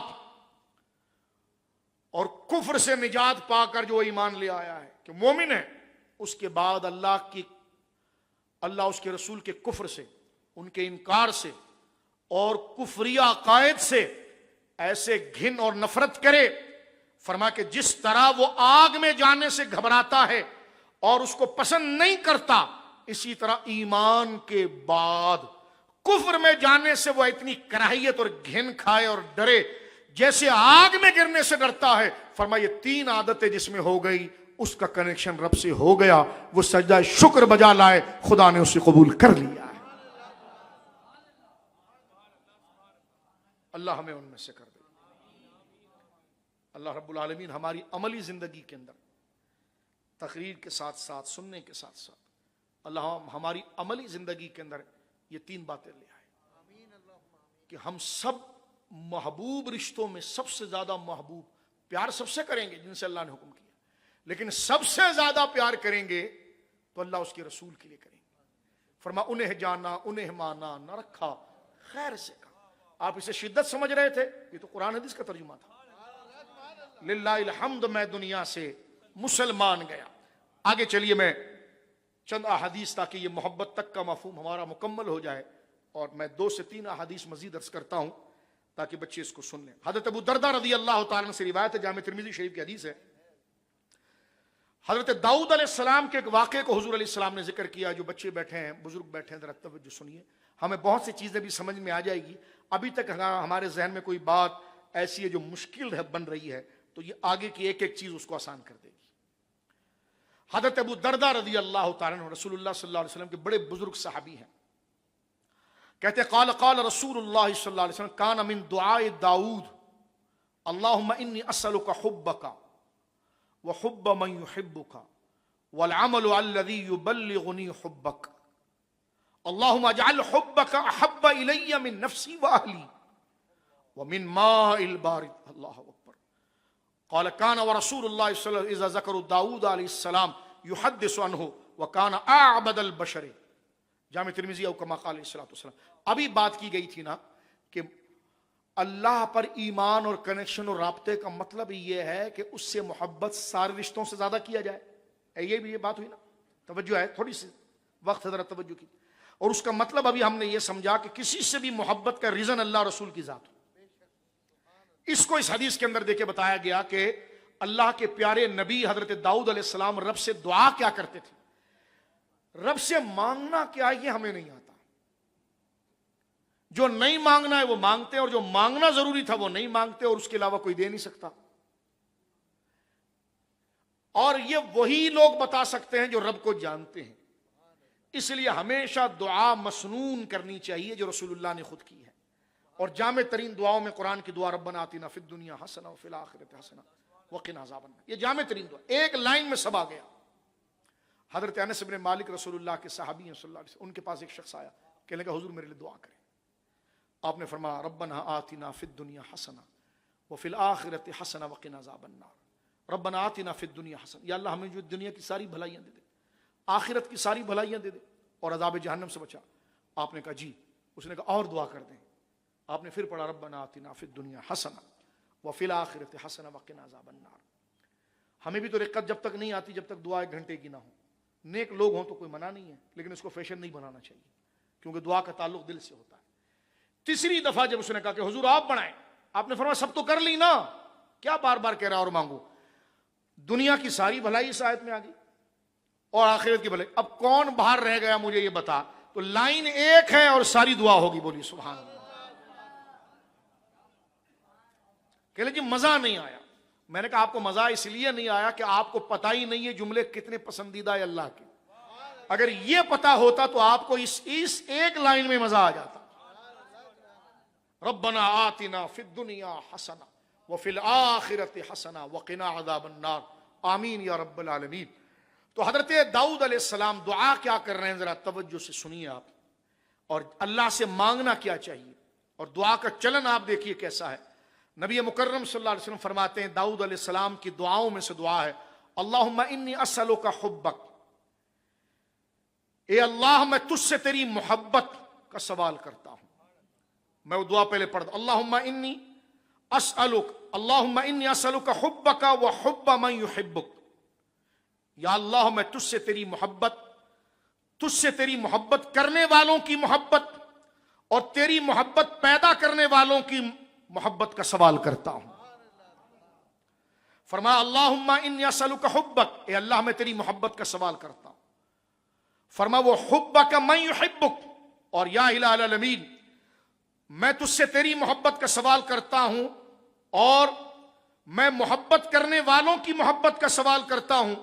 اور فرمایا کہ اللہ رب العالمین جل وعلا کی والعمل الذی یبلغنی حبک، اور ایسے عمل کا تجھ سے سوال کرتا ہوں جو تیری محبت کو پیدا کر دے۔ اللہم اجعل حبک احب الی من نفسی واہلی، یا اللہ اپنی محبت میرے لیے میری جان، میری اولاد، ومن ماء البارد، اور ٹھنڈے پانی سے زیادہ محبوب کر دے۔ دیکھو اولاد کتنی پیاری ہوتی ہے، اپنی جان کتنی پیاری ہوتی ہے، پیاس میں ٹھنڈا پانی کتنا پیارا ہوتا ہے۔ حضرت داؤد کہتے ہیں یا اللہ جان تو سب کو پیاری ہے، لیکن تو میری جان سے زیادہ میرے لیے پیارا ہو جائے۔ اولاد کتنی پیاری ہے، فرمایا یا اللہ تو میری اولاد سے زیادہ میرا پیارا ہو جائے۔ شدید پیاس لگی ہو اور ٹھنڈا پانی پینا ہو، کتنے بندے کو سکون اور پیار آتا ہے۔ فرمایا ٹھنڈے سخت پیاس میں ٹھنڈا شربت، ٹھنڈا پانی جو لذت دیتا ہے، یا اللہ اس سے زیادہ تسکین اور محبت تیری، اس پانی سے زیادہ ٹھنڈک والا پیار میرا دل بن جائے۔ یہ حضرت داؤد علیہ السلام نے دعا کی ہے۔ تو فرمایا کہ اہل ایمان جو ہیں والذین آمنوا اشد حبا للہ، جو میرے بندے ہیں وہ سب سے زیادہ مجھ سے پیار کرتے ہیں۔ اور اسی کو لے جائیے آپ توحید کی طرف، تو توحید کے عقیدے کی بنیادی محبت ہے۔ اپنے اور آپ کے دلوں کے اندر محبت کو برانگیختہ اور تیار اور بیدار کرنے کے لیے روایت میں عرض کرنے جا رہا ہوں۔ میرے دوست بزرگوں، یہ ابن ابی شیبہ میرے سامنے موجود ہے، المصنف۔ جناب رسول اللہ صلی اللہ علیہ وسلم شاہ فرماتے اوثق اری الایمان، ابن ابی شیبہ میں ارشاد ہے اوثق اری الایمان الحب فی اللہ والبغض فی اللہ۔ فرما اللہ تعالیٰ کی محبت، اللہ تعالیٰ کے لیے محبت کرنا اور اللہ تعالیٰ کے لیے دشمنی کرنا، یہ ایمان کا سب سے مضبوط گوشہ ہے۔ میں ایک بات آپ کو بتاؤں یہاں پر اگر سننا چاہیں، یہ قرآن کی جو آیت ہے سورہ یونس کی، الا ان اولیاء اللہ لا خوف علیہم ولا هم یحزنون، ہم ہر ولی کے لیے پڑھتے ہیں نا، بولیے پڑھنی چاہیے۔ اللہ رب العالمین خود اپنے کلام میں جو اللہ کی شان میں ہے اور اللہ اپنے محبوب بندوں کی شان بیان کرتا ہے کہ خبردار جو میرے ولی ہیں، الا خبردار، ان بے شک اولیاء اللہ، جو اللہ کے ولی ہیں، لا خوف علیہم ولا هم یحزنون، نہ انہیں کوئی خوف ہوگا دنیا میں اور نہ آخرت میں کسی عذاب کا غم ہوگا۔ الذین آمنوا وکانوا یتقون، اور وہ ہیں جو ایمان لائے اور عمل صالح کیے۔ کتنا بڑا درجہ ہے۔ اللہ کہتا ہے یہ میرے ولی ہیں، توجہ سنی، یہ میرے ولی ہیں جن پر نہ کوئی خوف ہے اور نہ غم ہے۔ حضرت عمر یہ آیت لے کر حضور کے پاس پہنچے، بخاری شریف دیکھیے کتاب التفسیر۔ حضرت فاروق اعظم یہی آیت لے کر رسول اللہ کے پاس گئے اور عرض کی یا رسول اللہ یہ کون لوگ ہیں؟ بچے سنیں اس بات کو غور سے۔ حضرت عمر جیسا شخص جو اس پر عامل ہے، خود اس آیت کا مصداق اور شامل ہے، لیکن جناب جب حضور موجود ہوں تو پھر چمک تجھ سے پاتے ہیں سب پانے والے۔ فاروق اعظم دستے سوال کو عرض کرتے ہیں سوال کو، یا رسول اللہ یہ کون لوگ ہیں جن کو اتنی عزت اور مقام کہ کوئی خوف نہیں ان پر، کوئی غم نہیں، اور اللہ سے کنیکشن تو اپنی جگہ پر، یہ تو اتنے بڑھ گئے کہ اللہ نے ان کو اپنا دوست بنا لیا، یہ کون ہے؟ تو سرکار دو عالم صلی اللہ علیہ وسلم شاہ فرماتے عمر یہ وہ لوگ ہیں جو دنیا میں محبت اللہ کے لیے کرتے تھے اور دشمنی اللہ کے لیے کرتے تھے۔ یہ آیت اس حوالے، اور ایک حدیث میں تو یہاں تک ہے سرکار نے صحابہ سے کہا کہ تمہیں پتہ ہے یہ کوئی ایک برادری کے لوگ نہیں ہوں گے، یہ کوئی ایک خاندان کے لوگ نہیں ہوں گے کہ جو سارے ولی اور دوسرے خاندان والے، یہ اسلام ہے، یہ برہمن اور اچھوت والا مذہب نہیں ہے کہ اگر بڑے نسب والا ہے تو بڑے اور چھوٹے نسب کی عزت ہے ایمان کے بعد۔ یہ نہیں ہے کہ کوئی خاص برادری ہوگی۔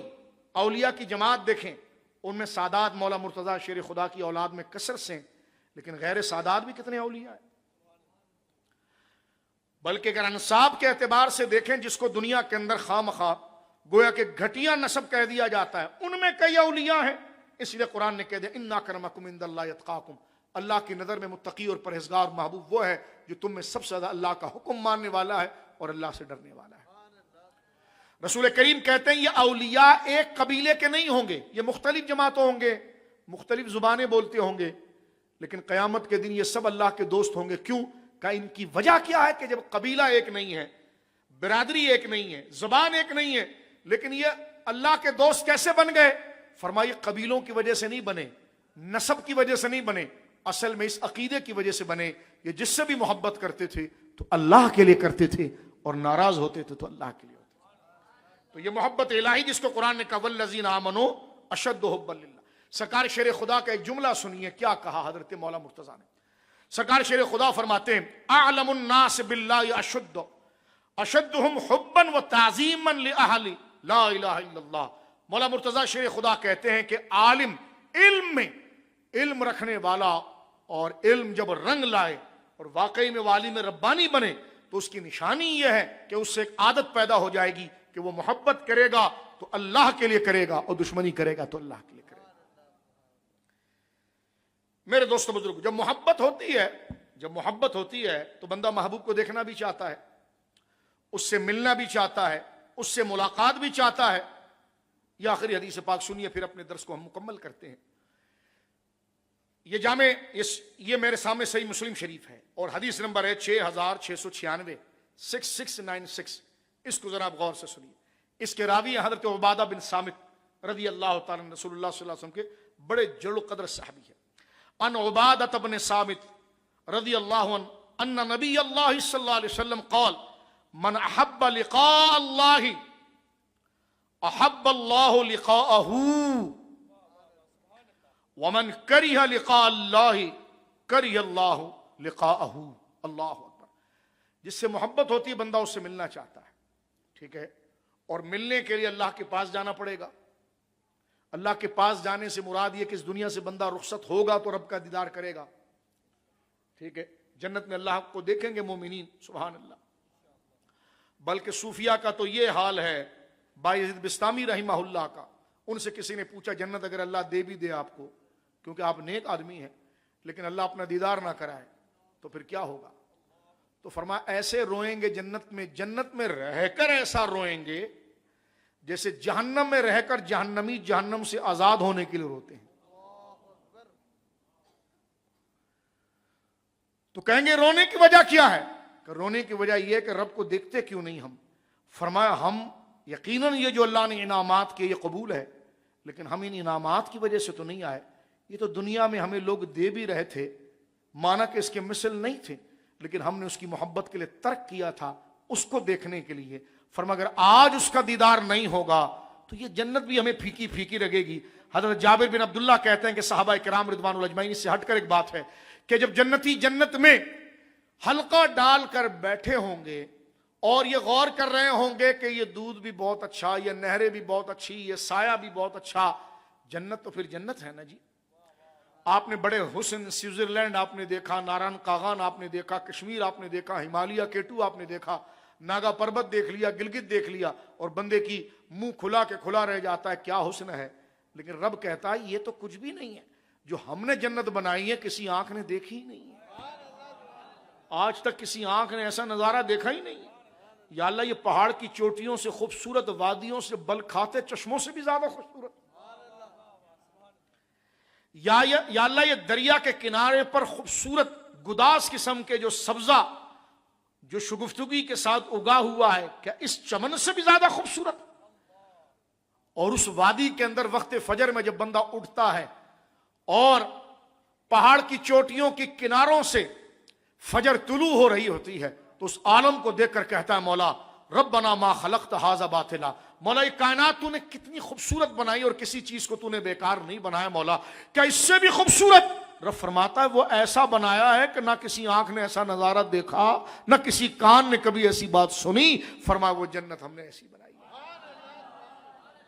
فرمایا اہل جنت جب بیٹھے ہوں گے جنت کے اندر اور دیدار الہی کے لیے مشتاق اور غمگین ہوں گے تو رب کریم اپنے شان ان پر جلوگر ہوگا. اور جب وہ رب کا دیدار کریں گے، رب کو دیکھیں گے، تو رب ان سے ارشاد فرمائے گا لیکن رب کا دیکھنا ایسا نہیں ہوگا جیسا میں آپ کو دیکھ رہا ہوں، آپ مجھے دیکھ رہے ہیں. وہ کیسا ہوگا یہ بھی ایک لذت ہو، وہ دکھائے گا جیسا دکھانا ہوگا. اللہ اکبر. جیسا دیکھنا ہوگا، نہ ہمارے پاس کوئی مثال ہے، نہ ایگزامپل ہے، نہ کیفیت ہے. اس لیے کہ کائنات کی خود اتنی چیزیں ہیں جس پر آج سائنس کو ایگزامپل نہیں دے سکتی، صرف اس کے بارے میں بات کر سکتی ہے. تو اس کی بنائی ہوئی کائنات میں ایسے عجائبات اور حیران کن مظاہر ہے جس پر انسان مثال نہیں لا سکتا. تو وہ قادر مطلق جو ہماری عقلوں سے ورا ہے اس پر کیا مثال لائی جائے گی؟ اس پر تو صرف ایمان لایا جائے گا، اس کو تو صرف قبول کیا جائے گا جو جناب رسول اللہ نے جس کیفیت کے ساتھ بتایا ہے. فرمایا جب اللہ رب العالمین کی ذات ان پر اپنی شایع نشان جلوگر ہوگی تو ان سے کہے گی سلام قولا من رب رحیم. سلام قولا من رب رحیم، تم پر سلام ہو، قولا من رب رحیم، اس رحمت والے رب کے قول کے ساتھ تم پر سلام ہو۔ اور پھر جو رسول اللہ کے قرب صلی اللہ علیہ وسلم اور اپنے اعمال سے جنت میں جتنے اونچے درجے پر ہوگا اسے اتنا ہی دیدار رب کا کرایا جائے گا۔ اور جنت میں تو سب اہل ایمان جائیں گے، لیکن اپنے عمل اور اپنے معاملات کے اعتبار سے درجہ بندی ہوگی، وہ اپنے سے اوپر والے کے درجے سے جتنا کم ہوگا اس کو اتنا دیدار کرایا جائے گا۔ لیکن جتنے اہل جنت ہیں ان دیکھیں گے تو سب اللہ کو، کوئی ایک دفعہ دیکھے گا اور کوئی سرکار کے جلووں میں جا کر بار بار رب کا دیدار کرے گا۔ اب یہاں پر حدیث پاک دیکھیے، جناب رسول اللہ صلی اللہ علیہ وسلم کا ارشاد ہے، حضور سید عالم فرماتے ہیں کہ من حب لقاء اللہ، جو اللہ سے محبت کرتا ہے تو پھر اللہ سے ملنا بھی چاہتا ہوگا۔ تو فرمایا کہ جو شخص اللہ سے ملنے کو محبوب رکھے اور انتظار کرے کہ رب کا دیدار کب ہوگا، رب سے ملاقات کب ہوگی، فرمایا جو رب سے ملاقات کو محبوب رکھے اللہ خود اس سے ملنے کو محبوب رکھتا ہے۔ اور فرمایا جو اللہ سے ملنے کو ناپسند کرے اللہ اسے ناپسند کرتا ہے۔ اور ایک حدیث پاک میں آتا ہے کہ جو اللہ کے ملنے کو محبوب رکھے اللہ خود اس سے ملنے کو محبوب رکھتا ہے اور اس کے گناہوں کو بخش دیتا ہے۔ اور جو اللہ کے ملنے سے ناراضگی کرتا ہے اللہ اس سے ملنے سے ناراض ہوتا ہے۔ دنیا پرست، آخرت فراموش، بد عملی میں پڑا ہوا، نیکی کے راستے سے غافل، یہ عمل بتاتا ہے کہ اس کو رب سے محبت نہیں ہے، معاذ اللہ۔ یہ عمل تو قرآن مجید نے یہاں پر اس بات کو ذکر کر دیا کہ وہ لوگ جن کے بارے میں اللہ رب العالمین جل وعلا ارشاد فرما رہا ہے، اللہ رب العالمین کا فرمان کہ وَمِنَ النَّاسِ مَن يَتَّخِذُ مِن دُونِ اللَّهِ أَندَادًا، وہ جو لوگ ایسے ہیں جنہوں نے اللہ کے مقابلے پر شریک بنائے ہیں، يُحِبُّونَهُمْ، وہ ان سے محبت کر بیٹھے ہیں، كَحُبِّ اللَّهِ، جیسے اللہ سے محبت کرنی ہے۔ لیکن وَالَّذِينَ آمَنُوا أَشَدُّ حُبًّا لِلَّهِ، لیکن جو اللہ والے ہیں وہ اللہ سے سب سے زیادہ محبت کرتے ہیں۔ اس جملے کی آخری بات میرے دوستو بزرگوں، حضرات اولیاء کاملین اور ہر وہ شخص، ظاہر سی بات ہے ولی کون ہوتا ہے؟ جو شریعت پر عمل کرتا ہے، جس کا عقیدہ درست ہو اور عین شریعت مطابق ہو۔ ایک بات، عقیدہ کون سا؟ وہی تو ڈسکس کر رہے ہیں جو توحید ہے، یہی تو سیکھ رہے ہیں۔ ہم نے توحید کی تعریف سن لی، توحید کی تفصیل کے بعد اس موضوع کا 15% یوں سمجھ لیجیے، یہ بلکہ یوں کہیے کہ 5% ہم نے اب سنا ہے، کیونکہ صرف ذہنوں کو کھولنے کے لیے، طلب پیدا کرنے کے لیے، اس لیے کہ ٹھنڈا شربت سامنے اور پیاس نہ ہو تو شربت بھی ذائقہ نہیں دیتا، اور اگر پیاس لگی ہوئی ہو تو سادہ پانی بھی شربت والا ذائقہ دیتا ہے۔ تو بات توحید کی ہو اور اندر طلب پیدا نہ ہو، تو میں نے علم کلام کے اس موضوع کو چھوڑ کر ان حدیث کو پڑھنا اس لیے شروع کیا ہے تاکہ ہمارے اندر محبت الہی کی چمک اور طلب پیدا ہو جائے۔ میرے دوستو، جناب رسول اللہ کو بھی تو دیکھنے کا شوق ہے، وہ رب ہی کی وجہ سے ہے نا، توجہ ہے آپ کی، رب ہی کے لیے ہم حضور کو دیکھنے کے مشتاق ہیں اور ہمارے لیے عزت و مقام ہے، اور حضور سید عالم کے نزدیک سب سے زیادہ محبوب رب کا دیدار ہے۔ تو اصل رسول تو رب کی ذات ہے، اور حضور سید عالم سے محبت اور ایمان یہ رب ہی کی وجہ سے ہے۔ میرے دوستو بزرگوں، تو قرآن مجید نے یہاں پر ذکر کیا ولی کون ہوتا ہے۔ ولی وہی ہے جس کے عقیدے ستھرے ہوں، توحید میں، رسالت کے بارے میں پورے ایمان مفصل اور ضروریات دینیہ کے اندر درست عقیدہ رکھنے والا ہو، آخرت سے محبت کرنے والا ہو، اور چند باتیں چند منٹ کی سن لیجیے، شریعت کے تمام احکام پر عمل کرنے والا ہو، اسی کیفیت کے ساتھ جو یہاں پر احادیث میں مجھے اور آپ کو بیان کر دیا گیا ہے، اسی کیفیت کے ساتھ وہ ہو، اور اس کے ساتھ اس کے لیے محبت کا معیار سب سے محبت کے ساتھ ساتھ سب سے زیادہ محبت اللہ اس کے رسول کے لیے ہو۔ وہ کسی سے محبت کرے تو اللہ کے لیے کرے، کسی سے بغض رکھے اللہ کے لیے رکھے۔ ایسا شخص جب دنیا سے جاتا ہے تو وہ گیا اللہ کی محبت میں ہے، کیونکہ زندگی اس نے اللہ کی محبت میں گزاری ہے، وہ گیا اللہ کی محبت میں۔ اسی لیے ایک محدث یزید بن ہارون رحمۃ اللہ تعالی علیہ، جب ان کو خواب میں دیکھا کسی محدث نے تو ان سے کہا کہ تمہارے ساتھ کیا معاملہ ہوا؟ انہوں نے کہا میرے ساتھ یہ معاملہ ہو، جب فرشتے مجھ سے آئے تو مجھ سے کہنے لگے من ربو کا، تیرے رب کیا ہے، کون ہے؟ تو کہا آپ نے کیا جواب دیا؟ تو فرمایا میں نے اپنی یہ سفید داڑھی، کیونکہ بزرگ تھے، فرمایا فاخذت بلحیۃ البیضاء، میں نے اپنی سفید داڑھی پکڑ کر یہ کہا کہ تم مجھ سے پوچھتے ہو کہ میرا رب کون ہے؟ فرمایا اسی چیز کو میں 80 سال تک زمین پر لوگوں کو سکھاتا رہا اور سیکھتا رہا. میری زندگی کو دیکھ لو تو تمہیں پتا چل جائے گا کہ میری زندگی کا ایک ایک لہجہ بنا رہا ہے کہ حسبی ربی جل اللہ ما فی قلبی غیر اللہ. تو ایسا شخص جو عقیدے کے اندر پورا ہو, اور محبت مین چیز ہے, محبت یہ طلب, کیونکہ پیاس جو ہے نا وہ اس کو محبت کہتے ہیں. یہ پیاس ہی محبت ہوتی ہے جو پانی تک گھسیٹ کے لے جاتی ہے آپ کو, کیونکہ محبت ہی طلب ہے جو محبوب تک پہنچنا چاہتا ہے. اور طلب اگر نہ ہو, پیاس نہ لگی ہوئی ہو, سامنے شربت موجود ہے, بھوک نہ لگی ہوئی ہو, کھانا موجود ہے, یار کھانا اچھا نہیں بنا, کہ نہیں آپ کو بھوک نہیں تھی, اور بھوک اگر ہو تو سوکھی روٹی بھی فائدہ دیتی ہے. بہت قریب آ کر اس مسئلے کو ہم باندھ کر, لفظ پر بڑی حساس ہے, جتنی ہم بات کر سکتے ہیں, جتنے سوچتے ہیں تو وہ نہیں کر سکتے, لیکن جتنا گنجائش ہے کر سکتے ہیں تو آگے بڑھ کر بات کر رہے ہیں کہ آپ کو پیاس لگی ہے, مجھے پیاس لگی ہے, تو پانی اگر کتنا بھی دور ہے تو گاڑی چلاتے ہوئے ہم پہنچ جائیں گے. اور پیاس نہ لگی ہے تو سامنے گلاس لگا ہوا ہے اور بندے کو مزہ نہیں آ رہا, یار میرا دل نہیں کر رہا, اس میں میٹھا نہیں ہے. انہوں نے کہا میٹھا ہے, آپ میں طلب نہیں ہے, اسی طلب کو محبت کہتے ہیں. یار مزہ نہیں آ رہا نمازوں میں, کوئی دین میں مزہ نہیں آ رہا. ہم نے کہا وہ مزہ پیدا کرو نا, وہ محبت ہے, اور وہ پیدا ہوتی اطاعت کے ساتھ ہے, وہ اطاعت کے ساتھ, اور دل پر ہما وقت اس کی ضرب کے ساتھ, دل میں اس کو وارد کرنے کے لیے, کیونکہ دل کا مزاج یہ ہے کہ وہ ماحول سے اثر لیتا ہے. دل ماحول سے اثر لیتا ہے. جس طرح کہ لوہے کو آگ میں ڈال کر بندہ نرم کر دے تو ہتھوڑے سے اس کی ٹھکائی کر کے اس پر ضربے لگا کر چاہے جو نقشہ بنا لے آپ, کیونکہ جب لوہا آگ میں جل کر نرم ہو گیا تو پھر آپ اس پر جو بھی نقشہ بنا لیں, لیکن لوہا جب تک نرم نہیں ہوا آپ کے ہاتھ ٹوٹ جائیں گے, آپ کا ہتھوڑا ٹیڑھا ہو جائے گا, لیکن لوہا نہیں ٹوٹے گا. لیکن لوہا اگر آگ میں گرم ہو گیا تو پھر وہ نرم ہو جاتا ہے. تو دل جو ہے وہ یاد الہی اور صحبت نیک میں نرم ہوتا ہے, اور پھر وہی احساس ہوتا ہے کہ بندے کے اندر یہ کیفیت پیدا ہو جاتی ہے, وہ والی جو قرآن نے کہا کہ تتجافا جنوبہم عن المضاجع, لوگ راتوں کو لیٹے ہوئے ہیں, اور اللہ کہتا ہمارے یہ بندے جن کے پہلو بستروں سے الگ ہوتے ہیں. والذین یبیتون لربہم سجدا وقیاما, اور یہ ہمارے وہ بندے ہیں جن کی راتیں قیام اور سجدے میں گزرتی ہیں. اور ایسا بندہ جب رب کی بارگاہ میں پہنچتا ہے, تقریر کا خلاصے کے طور پر, تو اللہ رب العالمین ان کو اعزاز اور انعام کیا دیتا ہے. قرآن میں اللہ کہتا ہے کہ ان کو کیا اعزاز ملے گا, فرما فی مقعد صدق عند ملیک مقتدر, فی مقعد صدق عند ملیک مقتدر, فرما فی مقعد صدق, مقد کہتے ہیں کرسی کو بھی, فرمایا وہ صدق والی, تعریف والی, ثنا والی, خوشی والی کرسی پر بٹھائے جائیں گے. جیسے آپ کسی کانفرنس میں جاتے ہیں تو الگ الگ چیئر ہوتی ہے, اللہ یہ کہتا ہے کہ ایک چیئر ہوگی وہ صدق والی چیئر ہے, اس پہ سٹیکر لگائی, اس پہ صدق, مقعد صدق, سچائی والی کرسی. صدق کا معنی امام جعفر نے یہ کیا رضی اللہ عنہ کہ تعریف اور ثنا والی کرسی جس پر ان کو بٹھایا جائے گا, اس پروٹوکول پر کہ ان کو اونچی کرسیوں پر بٹھایا گیا ہے.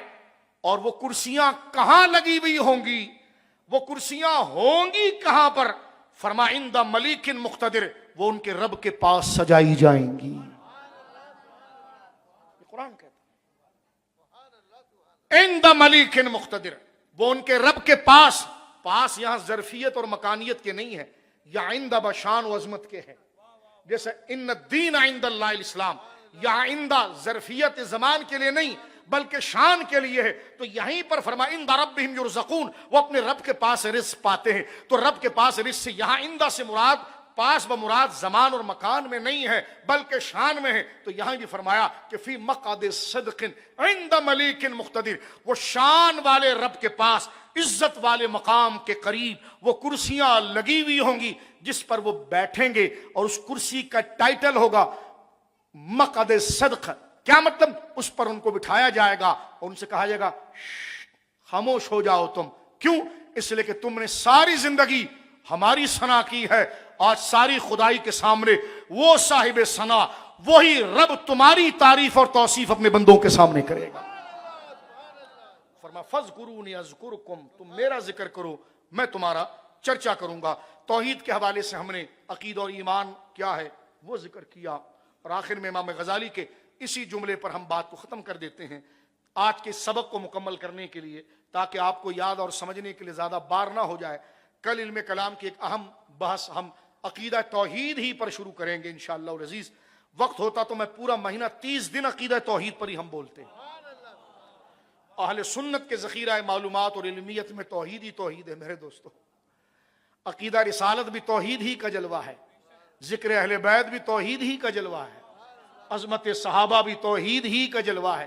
یہ اسی کے جلوے ہیں جو کبھی کربلا میں نظر آ رہے ہیں، کبھی نجف میں نظر آتے ہیں، کبھی بقیع میں نظر آتے ہیں، کبھی سرکار کی چھاتی سے لگے ہوئے شیخین نظر آتے ہیں، کبھی بغداد میں نظر آتے ہیں، کبھی اجمیر میں نظر آتے ہیں، کبھی بدایوں میں ہوتے ہیں، کبھی گولڑا میں ہوتے ہیں، کبھی بریلی میں ہوتے ہیں، کبھی سرہند میں ہوتے ہیں۔ یہ ذکر کوئی غیر نہیں ہے، یہ ذکر توحید ہی یہی ہے، کیونکہ اصل الاصول وہی ہے، یہ اس کے جلوے ہیں جن کی تعریفیں کی جا رہی ہیں۔ یہ سارا ذکر توحید ہے، اس کو کب خلاف توحید سمجھ لیا آپ نے؟ اللہ اکبر! کیونکہ ان سے محبت اللہ کے لیے ہے، تو جب ان سے محبت اللہ کے لیے ہوئی تو یہ عقیدہ کوئی عقیدہ نہ ہوا غیر، بلکہ توحید ہی ہوا۔ ہاں، ضمناً ذکر کرنے کے لیے ان کی ذات کی طرف منسوب کر کے پھر اس کو الگ الگ ذکر کیا جاتا ہے، لیکن روح کی اصل وجہ کیا ہے کہ محبت اللہ کے لیے ہے۔ توحید پر امام غزالی رحمہ اللہ کے اس جملے کو سن لیجئے، تاکہ پھر اسی پر ہم گفتگو کو ختم کر دیتے ہیں، تاکہ آنے والے درس کے اندر توحید کا کنیکشن جو ہمارے دیگر بزرگوں نے اس کی ایک اور خوبصورت نظیر ہمارے فکر کی اپروچ بڑھانے کے لیے، کیونکہ ہم وہیں کے وہیں نہ رہے نا، تھوڑا علمی اپروچ۔ علم جتنا زیادہ بڑھے گا شیطان کے وار سے بچیں گے۔ انفارمیشن جتنی آتی ہے، جتنا علم آئے گا اتنے وسوسے کا دفع ہوں گے، کیونکہ علم ہوگا، روشنی جتنی آئے گی وہ اندھیرے کو پیچھے دھکیلے گی۔ علم جتنا شریعت کا آئے گا وہ ذہن میں آنے والے کفر، الحاد، بددینی، بے حیائی اور اللہ اس کے رسول کے خلاف آنے والے خیالات کو دھکیلے گا۔ اگر علم میں نہیں ہوگا تو بندہ اس کو ایکسیپٹ کرتا چلا جائے گا، کیونکہ اس کو پتہ ہی نہیں ہے کہ اندھیرا کیا ہے، اجالا کیا ہے۔ لیکن جب توحید کے اس نور کا اجالا دل میں اٹھے گا تو صبح شام جو شیطان میرے اور آپ کے کانوں میں وسوسے ڈالتا ہے، بندہ ایک لاحول کی ضرب شریف سے اس کا تشت ازبام کر سکتا ہے، مگر جب توحید کے عقیدے کو سمجھ کر اس کی محبت کی چاشنی اور کرن کو اور روشنی کو دل میں اجاگر کیا جائے۔ امام غزالی کا وہ قیمتی جملہ میں پھر پڑھنا چاہتا ہوں۔ توحید کہتے ہیں اللہ رب العالمین کی ذات کو ایک ماننا اور ایک جاننا۔ ابھی تو سورہ اخلاص شروع نہیں ہوئی ہے میرے دوستو، یہ تو صرف ہم نے آپ کے سامنے ایک تمہید بیان کی ہے، وقت گزر جاتا ہے۔ توحید کیونکہ دو چیزیں ہوتی ہیں، میں اپنی بہنوں سے بھی کہنا چاہ رہا ہوں، بھائیوں سے بھی، بچوں سے، اسکول کالجوں کے بچوں سے، مدرسوں کے طلباء، بزرگوں سے یہ بات عرض کرنا چاہتا ہوں کہ یہ بات کا خلاصہ، اس کو بڑی بیداری، یہ سب سے بزرگ ترین ذکر ہے جس ذکر کو رسول اللہ خود فرمائیں۔ حضور سید عالم اللہ رب العالمین کے ذکر میں جب روئیں تو ایسا روئیں کہ سینہ آپ کا گرجے، ساری رات رب کی بارگاہ میں کھڑے رہیں اور پاؤں آپ کے متورم ہو جائیں۔